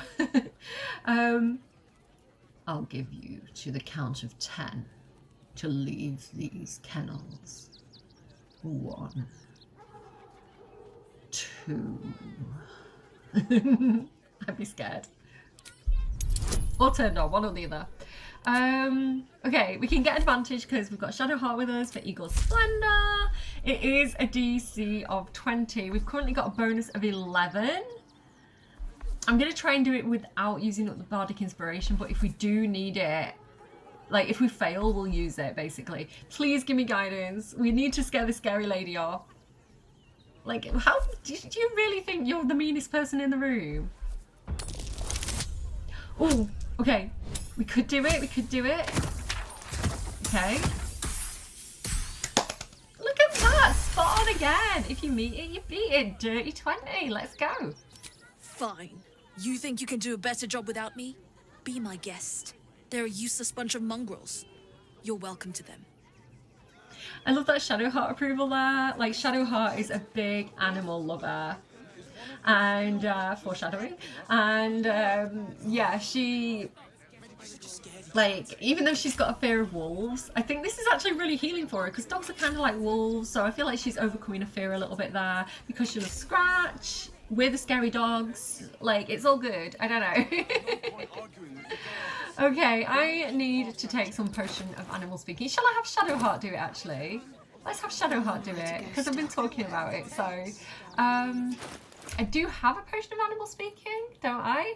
Oh, did I not get it? I think... oh, damn it. I think actually Scratch gives you one in the morning, but I think I missed the opportunity. But I do think Dirge has one still. Yes, he does. So, oh, Carla's got 4. Okay, let me move those across to Shadowhawk. I think she's so soft for animals. Canonically. Okay. Mistress is gone. Mistress is gone! I mean, such terrible news. She will be missed. Oh, if, like, you're looking for anyone to adopt these dogs, we do know a pair of very nice tieflings. You remember, like, Bex and... Is it Bex and Danis? Who were like, oh, we'll go to Baldur's Gate and we'll get a dog. Like, they could adopt these guys. Okay, hi. Oh, no, not quite. We don't want to talk to the Raven. We want to talk to Zola. Thank you for making Mistress go away. She was horrid. Okay. Does he say anything else if I click on them again? I'd better do the talking. Even though Mistress is gone, I promise to be a good dog. No, the best dog. I've never clicked on them more than once. Is there anything else?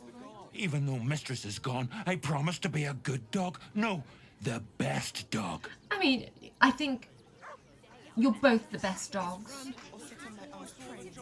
In my mistress's absence, I will look after this place and any dogs who come here. I promise. Oh, we did something good here today. Scratch has left, unfortunately. He took himself back to camp, but it would have been nice if he stayed with us. You got rid of her? I'll do a better job looking after these dogs than she ever did. I promise. I've got faith in you. You'll do an amazing job. Love goes a long way. Okay. It's like you get more flies with honey than vinegar, you know? Alright, let's leave. You want to, like, shut these doors? Now the dogs are free, just to, you know, give them a bit of a boundary. There we go. Like, you know, we're not, like, trapping them. It's not locked. It's just, you know, for their own peace and quiet. Next up. So the next thing I want to do with these guys is follow that blood trail. I feel like overnight... You know, there was some discussions had, there was some conversations had between the companions, and Dirge found out that there is a mind flayer in the windmill asking to be fed, and he's like, bloody bleeding heart Cordia, like, I need to go and solve the situation. It's like, I'm not giving this thing a dead body so that it'll grow stronger. So even though Cordia was like, okay, I'll get you a body, stay here, he's like, nobody tell Cordia that we're doing this. Bloody bleeding heart. You have returned with a meal, I hope. There'll be no meals for you today, sir. Attack. Very well, kin. I shall dine on you. You think so? I wasn't going to leave this guy here. He does, I believe, if you do feed him and leave him alive, I kind of looked into it between episodes. I was kind of planning on doing this anyway, to be honest, but like I was considering feeding him, but I was like, I probably shouldn't, right? They probably wouldn't. I feel like Lae'zel and Dirge would be like sneaking away in the night to go and smash him. Anyway, I believe if you actually leave him alive, he kills the picnickers. You know, the two people having the picnic. If you like feed him and then long rest, he kills the picnickers, and then I think you find him in Act 3 and he's like killed like a family. So yeah, I feel like I'm glad that I decided to maybe have some intervention here. Wait, can we not? Wait. Can we? What if I go over here? Let's go. Let's have a little fun. Perfect. Okay, sneak attack. He's got 71 hit points. However, his stats are terrible because he is brain starved. So that gives us... This is definitely the time to kill him. Don't feed him and then try and kill him because he'll be more powerful. We crit for 39 damage. Amazing. Okay, let's go again. Let's go with Dread Ambusher. 21 damage. I mean, this is good practice for what we're up against, right? So, you know, let's go and jab him. Can I not get up to him? Damn. What if... Okay, what if I dash? Then I can jab him. The story might just take him out. The creature was born recently. Its mind is still fresh. You can absorb its potential if you consume it. I do pretty good builds, guys. I don't know if you know this about me, but my companions get quite powerful at this point in the game.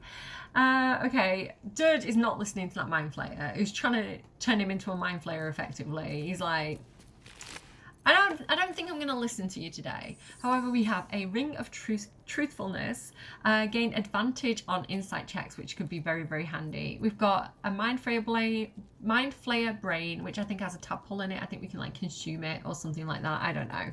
A Windmill Key and the Absolute's Orders to the Newborn.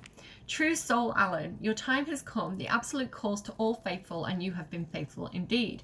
Leave your barracks. So he was a Flaming Fist, I think.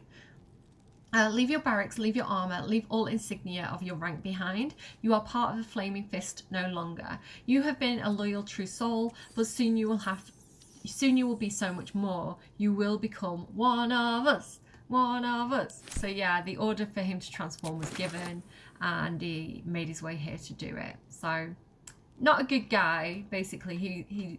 The Absolute has infiltrated the Flaming Fist is what we can learn from that, which is not a good thing. I wonder if anyone's got anything to say about that. Astoria, what is this hat? Precious little ball babe. That's one way of putting it. Yeah, no comments. Okay, Swift fine. as my feet can carry me. I do like this ring though. Should I put it on instead of this? Because I don't really use this. Exalt the Risen and Ghoulish Touch. Because advantage on insight checks definitely feels like it'll be good for Dirge. Because insight's intelligence and his brain is basically scrambled egg. So he's got a -1 to intelligence. So having advantage could actually be super duper useful. Okay, next up, we're going to head over to follow Cordia into the Temple of Ilmater. She went in first, you know, laid the groundwork, said, my friends are joining me later, just let them through, they look a bit scary, but they're here to help. I can do yeah. better. I don't care how big they So let's get in here. See what's going on, see if there's a murder weapon that we can find. Shall be plenty.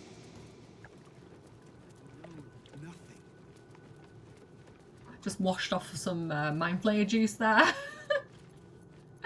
Okay, the sentient amulet started talking to Karlach there, but the words aren't here for me to see. So hopefully you caught that.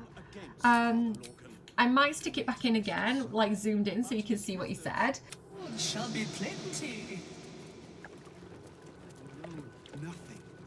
Like in editing. I might forget, but I'll try and remember. Okay, let's go in the kitchen. So here we go. We've got this like blood stain. I have something Let's see to what he ask. says about that. I've said all I have to say already. Now I just want to pack up my kitchen and leave. You should probably clean up the massive blood trail before you go. I'm not touching it. Not with a mop 10 yards long. That's Father Lorgan's blood. Why do you have a priest's blood on the floor? He was attacked in the cellar. He had a private altar down there.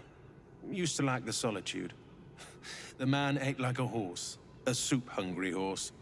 Usually took enough to feed a small clergy down there.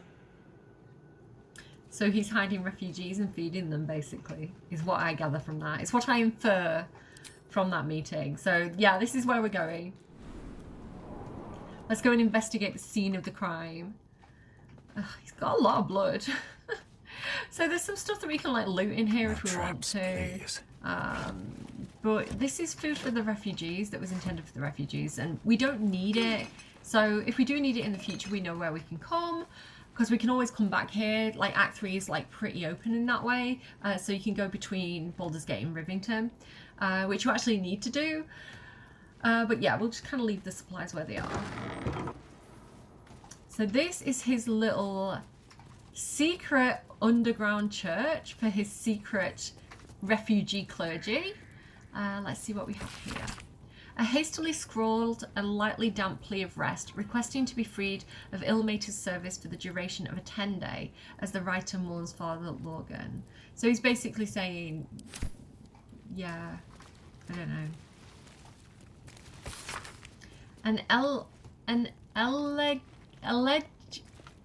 Elegy, right? Elegaic fuge.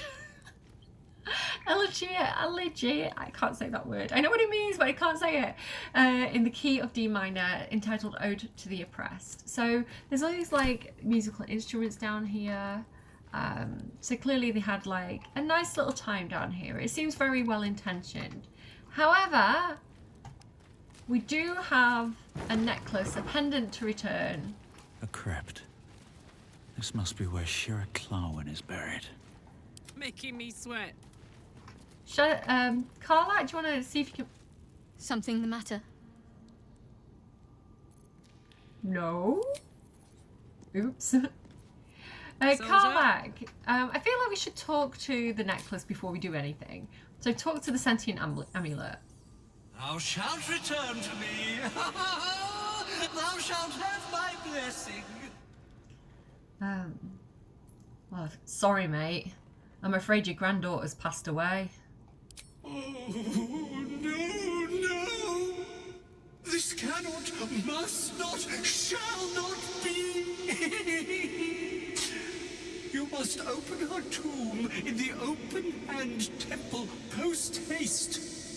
She may bless us, even beyond the veil. I think my cat farted. It must be because that dog barked. Pooh, stinky. Yeah, we're just going to keep the amulet equipped. You We've done all feel a that chuckle coming on, but it soon fades. Okay. Let's see if we can find this Shira Here lies Clawin. Flintster Sunseeker, born 1400 DR, died 1456 DR.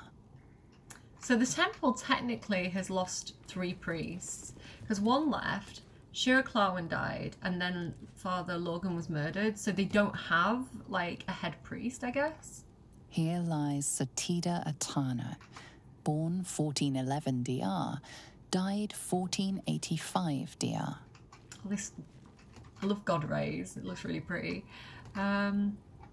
Here lies Reloric Windbane, born 1399 DR, died 1486 DR. Must be this one then, eh?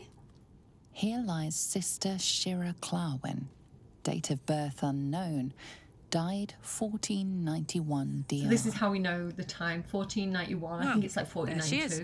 Let's get this reunion going. Okay, let's get this reunion going. Open the thing, Karlach.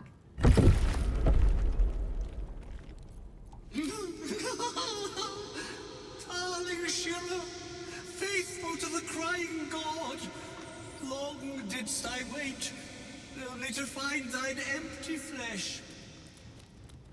Gone thou might be, alas.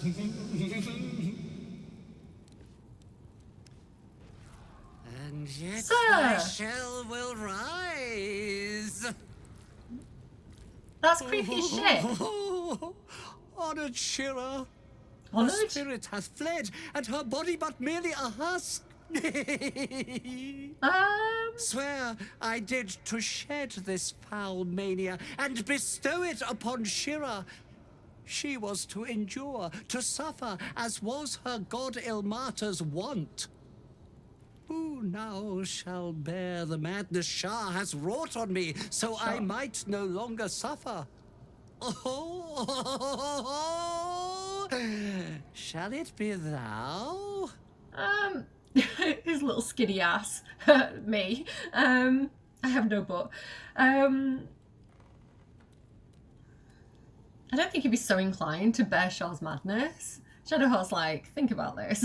Like, I'm bearing one of Shah's curses, and it ain't great.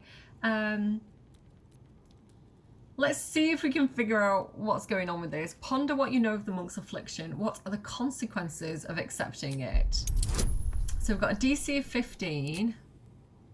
I can take Fox's Cunning, advantage on intelligence checks. I've got a -1, so I could take... I think I need the bardic inspiration to pass this. Okay, let's give it a go. Yay! I don't think it did need the bardic inspiration after all. That was a waste. What a shame. We passed it though. The monk himself holds your answer. Tasha's hideous laughter is a powerful skill, but earning it may come at the cost of wisdom. Dude, I haven't got any wisdom anyway. It's fine. Let's go for it. If it will bring you peace, I will bear the madness. Actually, let's ask, because I don't think he'd just say yes. He wouldn't be inclined to help this guy. And what happens if I say yes? Thou shalt know the extent of Shah's mania, Tasha's hideous laughter at thine beck and call. But at what cost? Who might say? Listen, Dirge doesn't have a lot of wisdom anyway, so nothing to lose. And what else is what? I was thinking about something else, but it's gone out of my head. Let's just do it. If it will bring you peace, I will bear the madness. I don't think he'd say that. He'd be like, just let's do this. Sure, why not? Your He's quite muscles stoic. tingle I feel and like your he'll be mouth okay. twitches as the laughing madness spreads through you. The madness tugs at your mind, Good story. prods in places best left untouched. You feel your wisdom begin to drain. Okay, well, the parasite can take the first hit. Call on the parasite to absorb the strike. We don't use our illithid powers very much, but like, fuck you, Tadpole, you know? Yeah, we'll just do this. It's only DC of 2. If you do anything else, the DC is higher. It's like 20 or 15, I think. So yeah, like Parasite's taking a hit for the team. You remain wise as ever, even as Shah's madness spreads outward. You giggle, struck by the absurdity of the moment. A spirit hiding inside an amulet has brought you to the body of his granddaughter and possessed it. Outrageous. Ridiculous. Once again, you feel your wisdom draining away. Hilarious. What is it? I love the way, I think it's Amelia Tyler is her name, delivers those lines. Like the smile and laughter you can hear in her voice as she does it, I think is really good.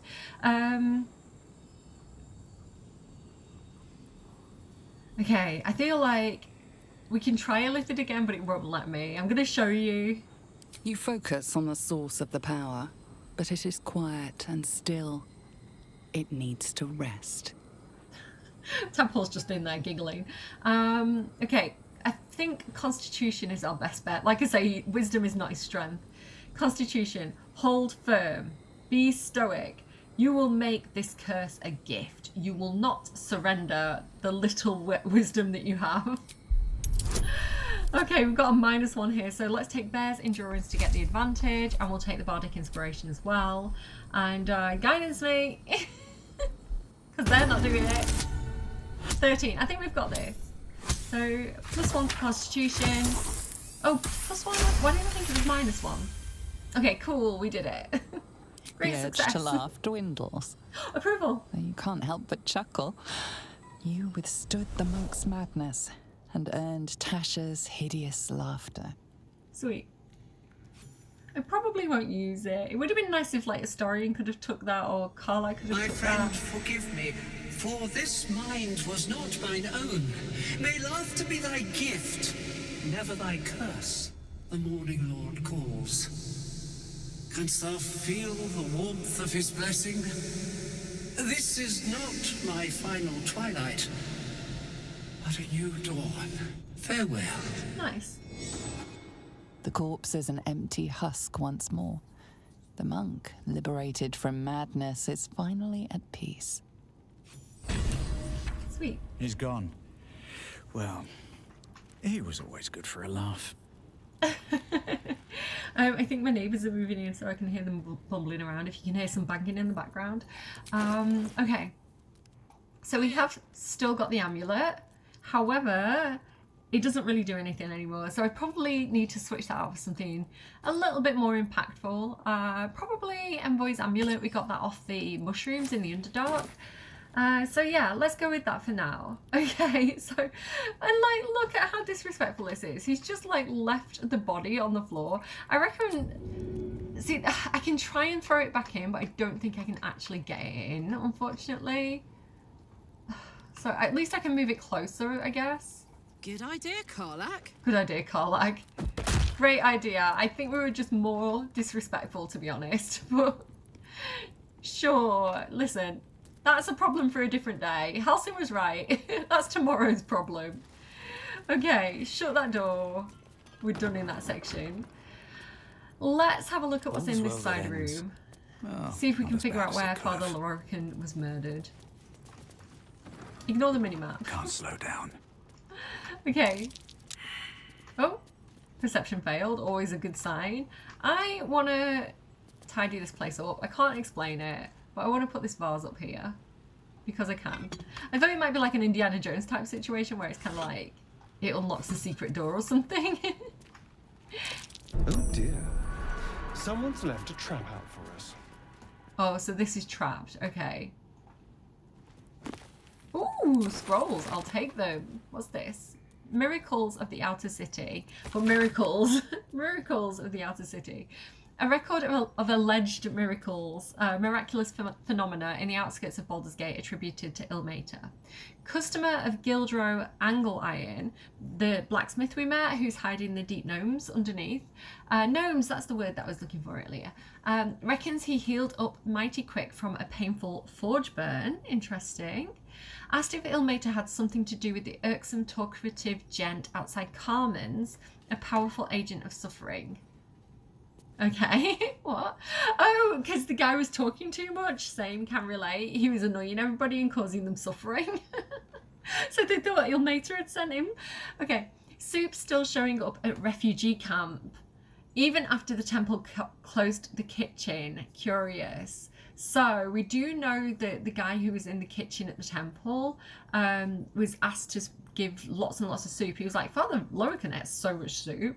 So he was kind of like passing it through the tunnels to the refugee camp. A man's hands tied together in horse reins claims it's a holy symbol. And Manip Nestor reports feeling close to his duty since relocation to the refugee camp. Manip Nestor, I think, is the guy that was on the door when we reported that the donated toys had explosives in, and he was like, "All right, go in. Like, let's see if we can figure this out." Like, so he actually does seem like a good guy who's taking his job seriously. So apparently, he never felt close to his duty before, and the fact that he does now is the miracle, which is quite funny. Okay, what else do we have? I'm gonna circle back round to this. Oh, healing potions, don't mind if I do. Holy water. Some blessed wine, we'll take it. Scroll of Arcane Lock. Scroll of Dominate Person. The Would-Be Saint. Oh, the funny thing I forgot to mention earlier, you know when we were talking to the cleric who was tending to Father Lorcan's body, and she was talking about how he'd been killed with a paralytic and how his hand had been cut off? As if any of us would do anything like that. You can cut hands off, like you can cut Gale's hand off at the beginning of the game as the player. We didn't do that, but you can. And like Dirge loves his body parts. He literally carries bits of body parts around with him in his backpack. And Dirge uses, like, what is it he uses? Like this thing? The crawling mucus to paralyze people? It's kind of like, who would do something so mean? The book tells of a story of a patriarchal woman who gave up her fortune to become a cleric of Ilmater in the service of the Outer City, and now seeks to be canonized after her death. So you can have a read of that if you want to. I don't think it's anyone we know, but actually, do you know what? I want to read it. Herein is the true full account of my bid to be canonized after my death as St. Bridget of Ilmater. So she wants to be canonized, so it's not entirely out the goodness of her heart. She's like, she wants to be immortalized. The broken God, he of compassion and mercy, the one who endures. I lived a blessed life of every privilege a patriarchal woman can fathom. My parents were loving and generous, my community warm. Our larder was always full to bursting. But in the years after the death of Savarok, so again, the chosen of Baal from the previous games, my eyes were open to the world as it is, a world of pain and danger, a world where evil, if left unchecked, can thrive. That's the thing, right? If it's left unchecked. I realised that my blessing had a cost. Why had I so much where others had so little? I could no longer remain in the gilded asylum of the upper city and sought to see the world as it truly was. So that's good that she came down here to be in service. Not that everybody has to, but it's nice that she chose to do that. A series of behavioural lessons as derived from a devotee's interpretation of the ancestry of the god of suffering, life and endurance, Ilmater. Some of it is wholesome with an emphasis on gentleness and the alleviation of hardship. So again, this kind of good and bad of the god. Some of it is a bit more dubious, such as the veneration of martyrs above all living saints. Some of it is flatly weird, including some stuff about self-flagellation, which is not most people's idea of a good time. One problem that I personally have when it comes to religions, in games or not, is it's kind of like, how can man fully understand the word of God, right? So you talk about prophets and you talk about you know, these laws and things that are handed down by gods to the people, and I'm talking generally here, like different religions throughout history, or storytelling, but a human is fallible because a human has their own perspective, they've got their own experiences. So whenever a human is trying to put the meaning of God onto paper, it's already flawed, right? Because they're not a god, they can't comprehend what a god can comprehend. So mortals being fallible, you've got to take that into account. So not every single thing, I don't believe that every single thing that a human has written that is purported to be the word of God can truly be held as such. And I think you have to have your personal interpretation of you know, sacred texts, because, you know, it was written in a certain time and a place by a certain person, and therefore that has to be taken into account. So not every single word is going to be 100% accurate to what God wants from you in this exact moment in time, right? I think your own instincts and intuition and your heart are the best tool that you can use to navigate God's will, if you want to put it that way. It's my own personal interpretation. Everybody else doesn't have to believe the same thing. It's fine. But yeah, I think, you know, if you want to talk about it in terms of, like, if you believe in God and you believe in this idea that God tests us and we all have our own personal journey to go through, then that is a personal journey, right? And the books and things can be used to guide us and give us food for thought and you know, ideas about what has been done before, but I think it always has to be personally. Anyway, okay, so this thing is trapped. I reckon we can... No, don't lockpick it! I'm going to set off the trap. I'm going to set off the trap. I didn't mean to lockpick it. I meant to disarm. Oh no. Okay, well, I don't even think I needed to lockpick it because I think I have the key. I misclicked. Okay, hopefully it doesn't hurt us too much or blow up what's inside. Move away, move away. Something good here, I hope. Oh, it's okay, we unlocked it, but it hasn't exploded because I haven't opened it. Okay, disarm the trap. That was so scary. Okay. We're good. Dirge is good at this. Astarion trained him well. It's only got a potion of Cloud Giant Strength in it. After all that. Okay, there's some more stuff here. So this is like Lorokan's rites for the passing. Lorokan, I keep saying the wrong name. Father Lorgan.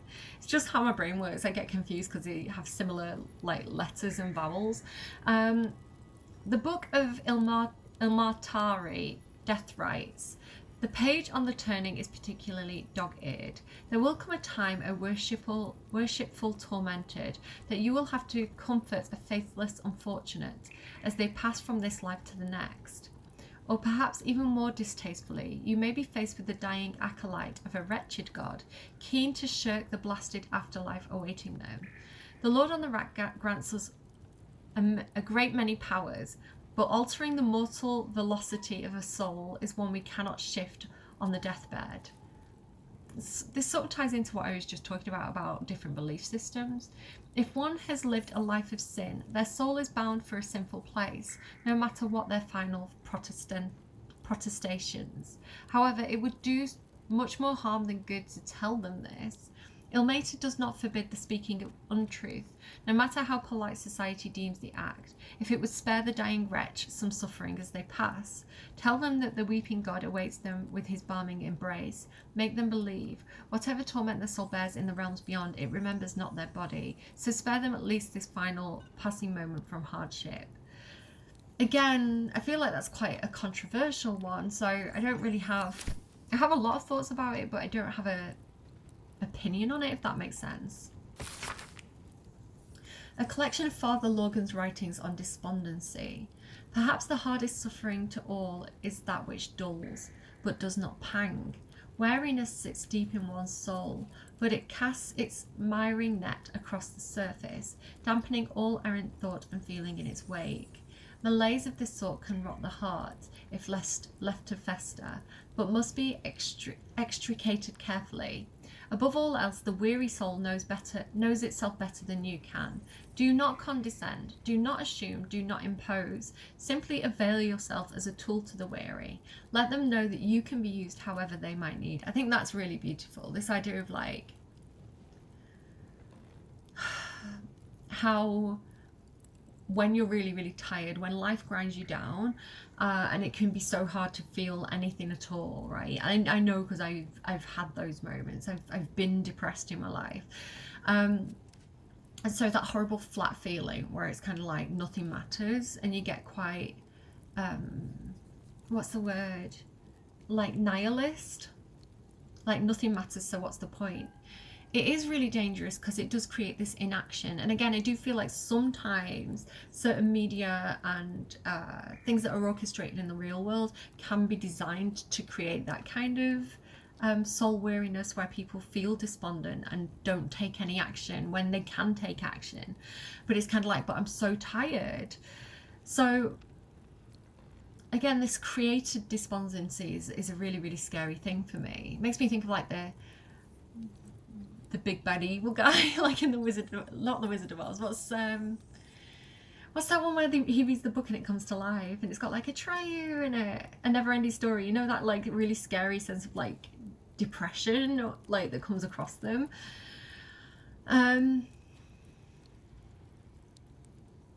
So this idea of like, don't condescend, don't assume, don't impose. Again, it's like we listen and we do not judge. Just avail yourself as a tool to listen and to give people those basic needs so that they can recover and gain that empathy back again. Because I do think like, I think that our human bodies are really interesting things, because I think the way our bodies protect ourselves, like if we're going through something and it's really, really emotionally taxing, you know, the fact that our body switches off our feelings or switches off our empathy, I think it is a survival tool for our body. I think it's design, right? It's not a fault. However, you know, once I feel like it should be something that's temporary, not something that is like long term, because then it becomes a fault. So I don't know. I have these weird deep thoughts. I'm just gonna move on. Sorry, thank you for listening to me. Like it can become, it's a survival mechanism, but it can become a problem if left long term, is what I think I'm trying to say. That's curious. It is, isn't it? Let's press this button. See what it does. Maybe there's one on the other side.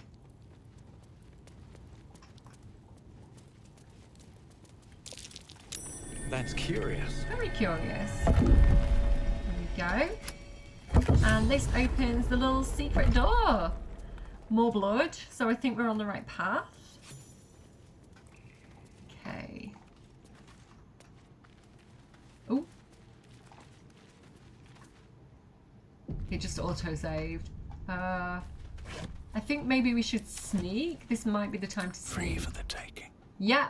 Breathe. You see there's people over here. Move. Okay. Let's see what's happening here. Why does Dolor get all the finest weapons? You are a weapon, my sweet. A sharper one than Dolor. He spends too much time with his prey. He's going to get us caught. Dolor is an artist. You do well to think on that. I think we found the bad guys. Yeah, let's go in. Boop. Surprise attack. This is what I'm good at. Hide, hide, hide, hide, hide. Oh, we're in initiative. Oh, I wanted to get them surprised. I don't think they're surprised, but that's fine. I can sneak attack again. So who's going first? This guy. Let's go for him first. Here we go.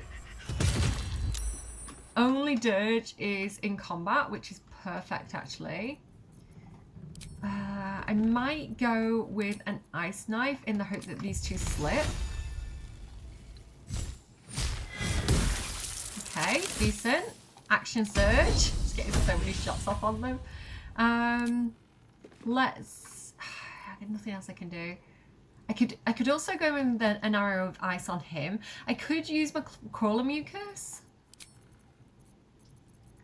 Hexblade's curse. Curse a target. Your damage roll. I forgot that I'd done Hexblade. Your damage rolls against the target can gain a bonus equal to your proficiency bonus. The number you need to roll a critical hit while attacking is also reduced by 1. Okay, I'm doing that as a bonus action on this guy. Time for some bloody Paul Rudd, what are you doing down here? And then I'm going to go in with maybe I'm thinking maybe arrow of. Yeah, let's try the arrow of ice. Again, with the hopes that they all slip. I missed, but he is on the ice. Oh, I can go again? Oh, sweet. Dude. Boop. Right end. Okay, that's good. That means he can't come any closer to us. And Doge is going to like scurry off into the darkness. Okay, do I want to let them have a turn or should I just go in with the rest of the team? I think I go in with the rest of the team. So I've got a Astarion here. Who again can go ahead and oh, we're in initiative. Get Rudd probably with a sneak attack. Down. Okay. All right. Yeah, they're gonna get a turn on us. Slip, slip, slip. Frightened, can't move forward. Slip, slip. Oh, damn. But he dashed, so he might have lost his action. Yeah, sweet. Okay. Interesting place to stand there. Zom, 37 hit points. I have inflict wounds, so let's try. Yeah, reroll. Sweet. 5 hit points remaining. Yeah, I think we're just gonna hang out. I think Shadowheart's just gonna stand. Okay, I think you should definitely try and get range on this guy. So let's go in with Dread Ambusher. What's going on with this guy? He looks weird. Sneak attack? No. Just doing Norton. We've got blinding shot. I don't think it's needed. He's only got 6 hit points remaining. Let's go. Oh, yeah. Did you see that? He like turned into a monster. Interesting. Okay.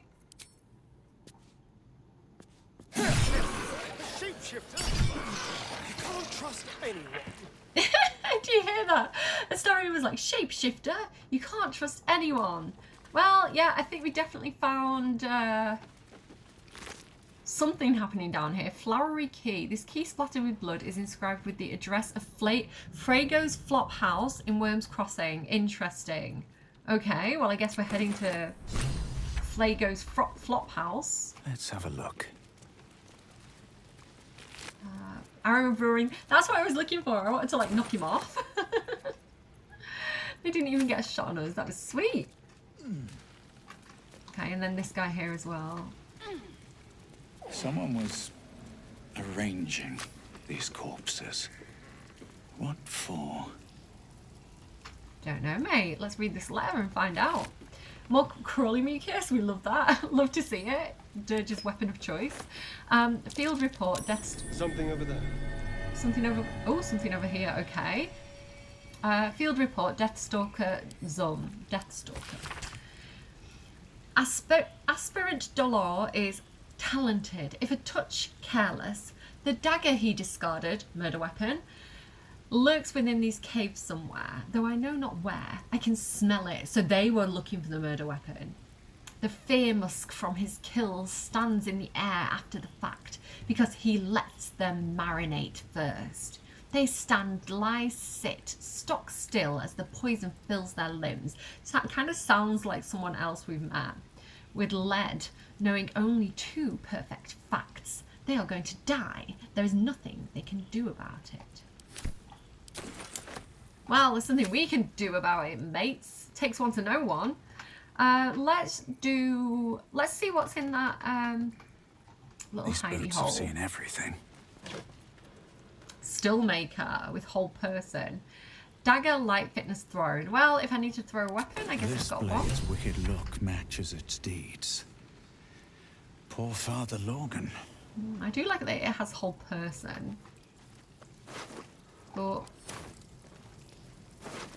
I don't know. Anything on any of these people? Ooh.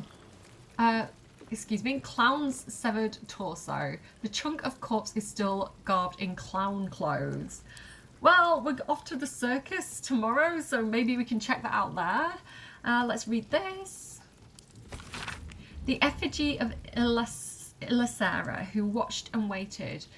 What use her eyes? She thought herself a huntress, but couldn't fathom her wool. Below is an exaggerated signature written in blood or in the red. Well, that's why it didn't make any feckin' sense. She's a nutter. We'll take it. Body parts. Is this some kind of display? I mean, they did say that they were arranging them, right? So, who are these people? Are they refugees or Flaming Fist? Doesn't really say. I don't know if they're just like random people. Let's see if I can speak with the dead on any of them.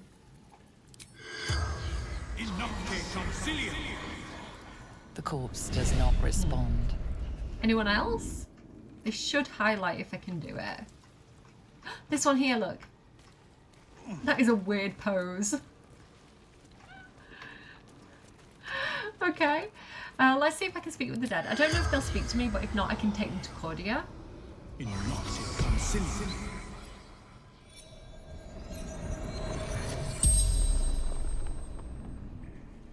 The corpse regards you lifelessly. Oh, I think we're in. I think we're good. Ooh, what do I want to say?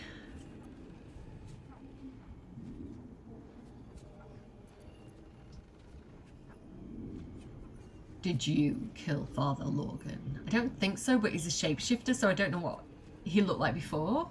No. Dolor did. Splendid. Kill. Okay, so now we have a name to put to the description. So the person who called Father Lorgan was a dwarf in a red jacket called Dolor. So we know who we're looking for. I feel like if I ask where he is now, he won't know. So I feel like that might be a wasted question. However, I assume Orin, but let's ask who is Dolor. Who is Dolor? A blood-red dwarf. Tricky. Hungry. Okay, tricky, hungry. Is Dolor one of you? Like a shapeshifter? Yes. But wants more. Okay. What does Dolor want? Transcendence. He wants to become a god, I think. Bit of a running theme, eh? I'm torn between how many more of you are there, but I'm assuming a lot. And like, what exactly were you doing here? But I feel like they were looking for the key. Let's get confirmation on who do you work for. Like the absolute? The corpse tries to speak, but something prevents it. What? The spell's power wanes. You can ask no more questions. I think the absolute stopped it from talking. Okay. The truth shines through. Will is inspired. And Dirge put him back down the same way. It's like, no, what's the word? Oh, what's the word I'm trying to think of? No, like, respect for you. Okay, so there's an area down here that we can go to, an area across there. This thing doesn't seem to be functional. Well, let's have a bit of a poke around. Oh, we can go down. Yeah, that's the way out, I think. Let's have a look around before we leave. So what's up here? So these are the tunnels that Father Logan was like trafficking, in a good way, refugees through. Like hiding them, keeping them safe, and also moving goods and donations and soup through. He was feeding them, and he was allowing them a way to come into the temple and have like mass, I guess, or like have the lectures and the what they called, like have the I don't know what they're called, I can't think of the right word, but like in the safety where, you know, they're kind of hidden. Basically just keeping people safe, I think. And again, there's a lot of supplies down here, but I don't really want to steal them. And look here as well, like another... I think these were the people Father Logan was trying to help. Yeah. The priest is of little use to them now, apart from a prayer for the dead. If I could speak with the dead, they would be glowing. Becca, dear Mrs. Something. Let's read this. This letter is written in the careful but erratic hand of a newly learned writer. Mum says I need to thank you more, so thank you. Thank you for telling off that nasty woman who is shouting all those nasty things at me. That's 3 times I wrote thank you now. 4. So I think Mum will be happy. One more thing. Did you see my teddy anywhere? I think I dropped it during all of the shouting. And so yeah, so someone's been mean to the refugees, and this one here stood up for like a kid. And she has indeed found her stuff there. So I feel like we should pick that up and just see if we can find who that belonged to. I don't know if that's a thing or not. I've never seen an outcome for that. So it'd be interesting if we can come across it. Tenants of the Broken God. In the face of aversion, persevere. In the face of aggression, endure. In the face of one who is suffering, comfort. So yeah, it's like... Oh, look here. The entire entry has been scratched out in frustration. I feel like probably because they've been in tear stains as well on it. I feel like this person's endured for such a long time, and like they've been following the teachings, and things have just been getting worse for them. So they're really, really frustrated now. So I love that though. I love the storytelling of like what people are going through. I'm taking these supplies because like, I don't know. Again, we need a little bit of stuff to save the world, but I'm not taking the personal possessions off them other than that letter, because again I do want to try and see if I can find who that teddy bear belonged to. Please, Father Logan, not Logan, for God's sake, Rector Yanis, if you have any food to spare, our stomachs yowl at night like kicked dogs, or mine at the end of an episode. Carrots, apples, we'll even crunch an onion if that's what you've got. Yours, Thuldrin. So yeah, so he's been helping people. He was a good person, you know, and like I say, that's probably why they targeted him, because he was doing good and helping people. And you know, Gortash has said that he wants to sow discontent so that he can be the savior, right? Basically taking credit for all the good that other people are doing. And these people are just trying to help each other as well. I'm going to take these. But yeah, I think a lot of the rest of the food I'm just going to kind of leave. I'm not going to move those bodies because it's a murder scene. And I think the Flaming Fist and everybody need to come and see the evidence for themselves. I don't think we should move the bodies at this stage. So here as well, it looks like maybe this is where Brilgor was sleeping, because it's like a thing on its own. Oh, just like scruffy vagabond clothes in there. I was wondering if there's like anything else to read. Can I get down here? Is this like a way I can come? I don't think so. Okay. So we can go this way, but it looks like there's some like toxin down here. So I think I'm gonna head back around and we'll head out this way. How many die today? How many die tomorrow? That feels like a appropriate thing to say at this point. How many die today? How many die tomorrow? Well, at least we took a few of the bad guys out there. And at least we know what we're dealing with a little bit. With those shapeshifters. The scary thing is that they can be anyone, you know. Which again sows those seeds of distrust.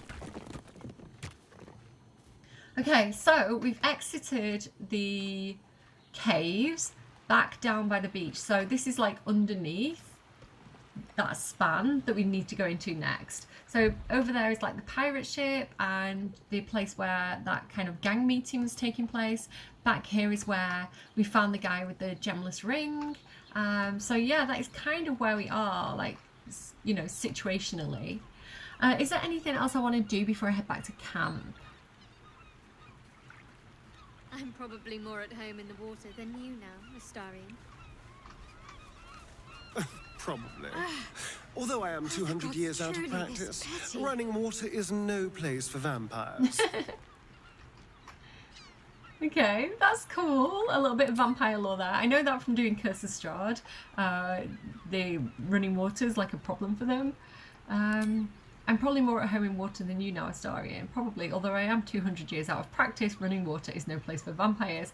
You have been going through running water though. So a little bit of lore suspended there because, yeah. I guess big stretches of running water are more than of a problem than like a little paddle, I guess. Where am I? I just wanted to run around and see if I got any more dialogue. I guess not. I guess we're not that lucky. Okay, I'm going to head back to camp and we'll turn in for the night. So yeah, we've solved the open hand murder. We know who did it.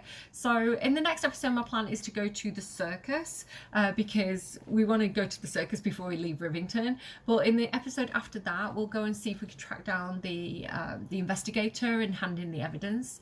So Cerberry's Caress, 2 episodes away. Love to see it. So yeah, like we've solved the murders, we've solved the problem with the post office, we found out that Scratch doesn't like where he was, yeah, anything else there that we've done? We've found the Tressim, I think all good stuff. We buried the tieflings.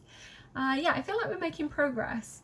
So, does anyone want to talk? I'm just wondering if Scratch still, yeah. So I think he's just going to give me a potion of animal speaking at this point, but let's see. So when you ring the bells, something appears back here, I think, or in the chicken shed or something. But I don't know which bell it is that I need to ring. So we need to try and watch out for that, I think. Scratch, stop running around. Oh, you're not Scratch. Pet the curb. Oh, he's not got to speak with animals, has he? Because I gave it to Shadowheart. You smell good, but I will not bite you. Okay, all good. Cordia, you've got to speak with animals. Get over here. Moving ahead. Here we go. Scratch. 5 days later. This is not my favourite camp. I like it, but the layout's really big, so it's like hard to move around it. It's certainly good to be back at camp. How I've missed the smells. Oh, so we're getting the outcome. Well, I'm glad you're back where you belong. Indeed. And I'm sure Dringo will do a great job. He always took good care of me. Oh, so he's saying he's glad to be back at camp with us. He likes it here. And that Dringo is going to take good care of the other 2 dogs. I do wonder if the owlbear has anything to say if I've got to speak with animals. Like, I'm glad Scratchy stayed. You smell very delicious, but I will not bite you. There we go, that's the line.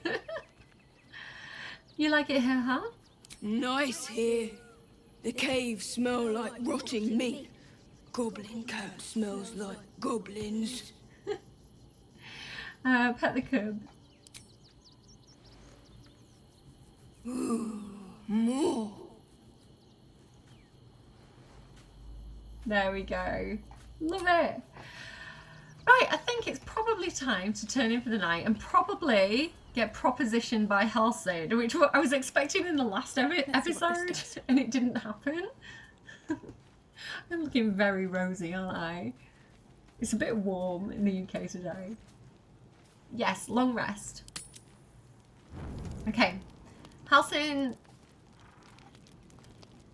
Intensity incoming. Yeah, here we go.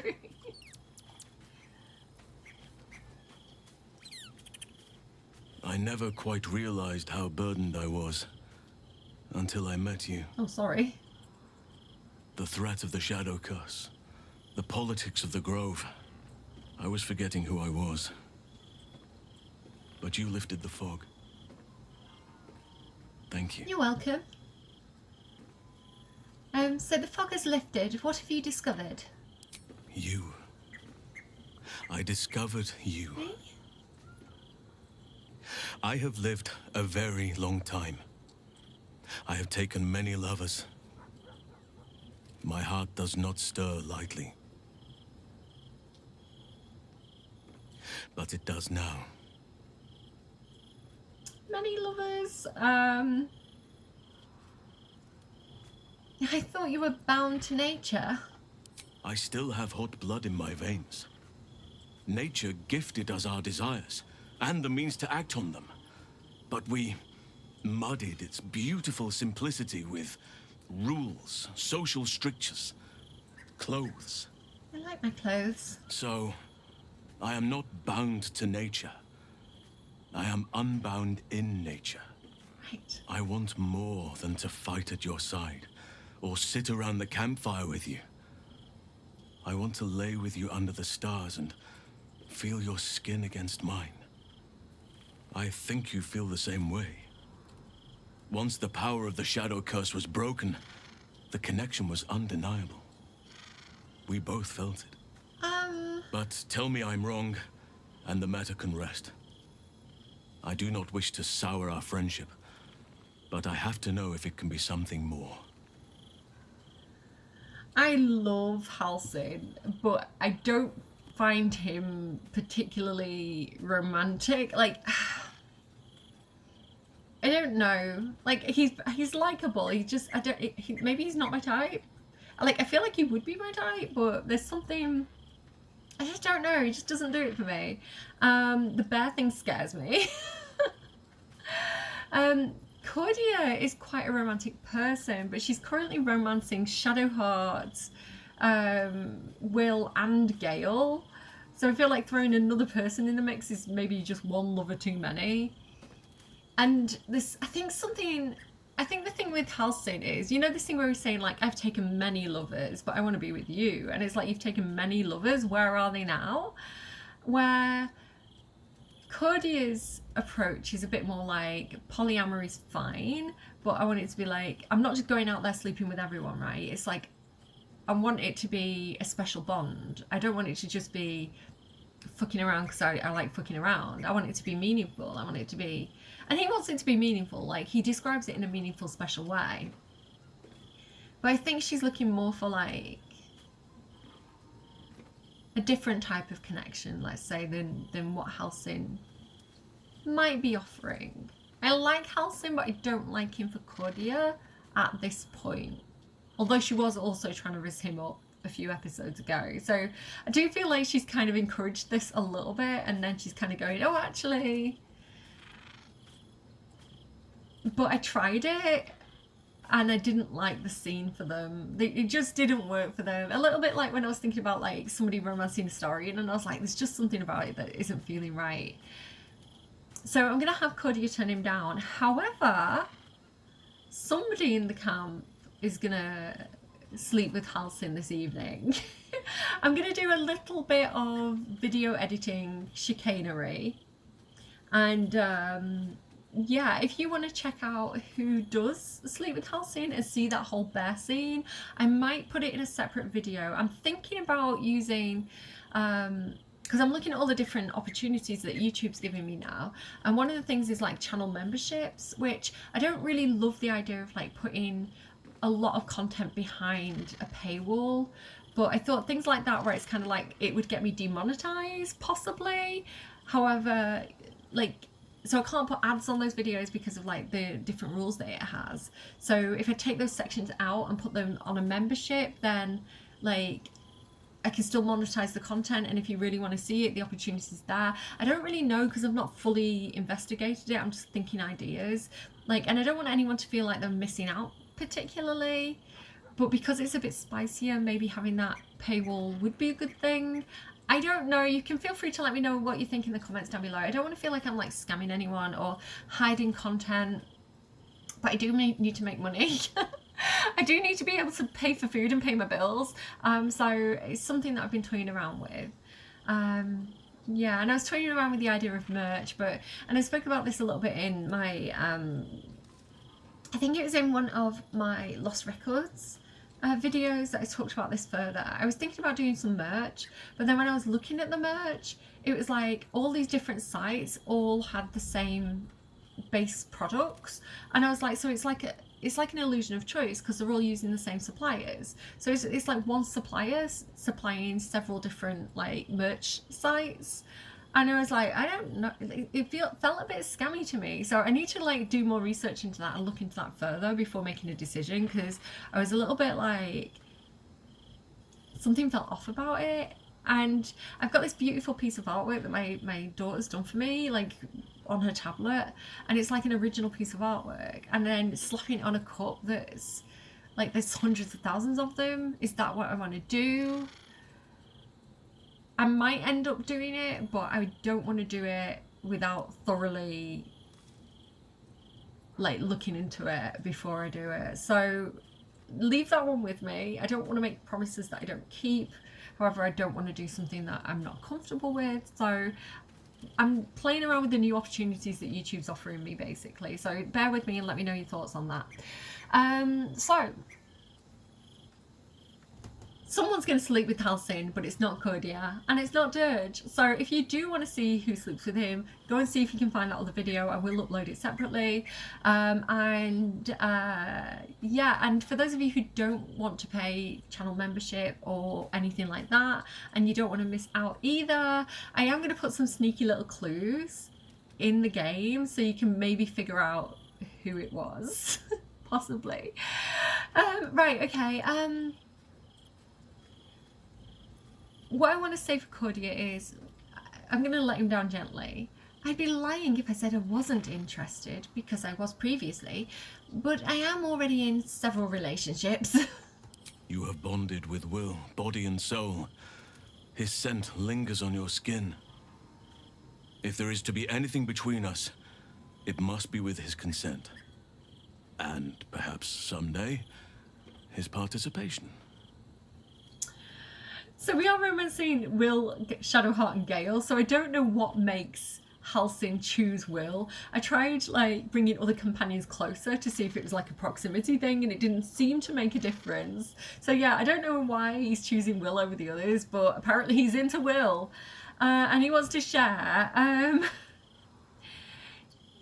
Cody's going to say, and again, if you want to see other options and the whole woohoo scene, you can see that on the other video. Cody is going to say, I am sorry, I'm in a relationship and I don't want to jeopardize it. I'm in a few relationships. I understand. And I still cherish our relationship. I do too. Still, I could not have forgiven myself had I not taken the plunge. Better to have tried and failed. And I feel like they would still be really good friends. Let's give him a hug, you know. These big bear arms. Like, I feel like they're going to be good friends, like, in the future. I really do like Halcyon. Just the romance scene didn't work for me with Cordia. Big bear hug. I think of him as a bit of a father of the group. He's like the daddy figure, which I know, like, some people are into. I think he's definitely one for the bears playing this, you know what I mean? Like his scene as well, his romance scene, I'm like, they did this for the people who like bears. So yeah, like no judgment. I just like, I don't know. He's like, he's dad, you know? Like I'm into like daddy, but not like dad. Right, so anyway, with that, laid to rest, and again you can take your bets on who actually romances him and watch out for the video on that. I'm gonna send Cordia to bed. I don't think we're getting any cutscenes, but as you saw in the last video, you never know, we might be surprised. I'm gonna choose all the fish as well because it's the bear night. Halcyon likes fish, you know.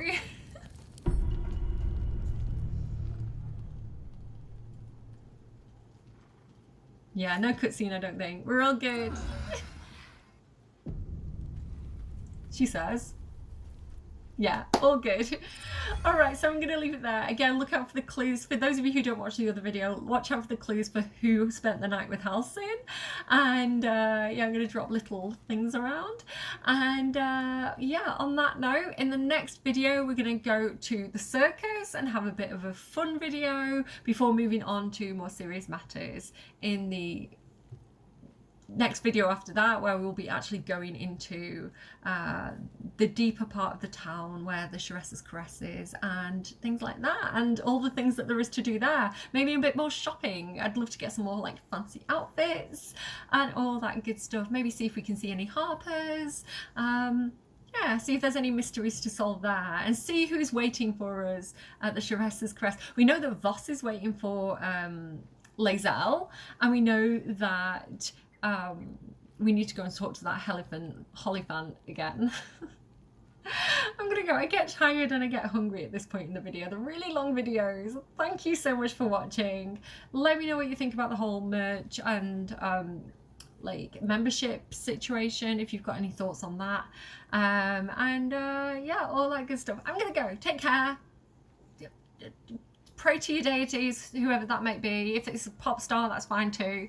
And I will see you again soon.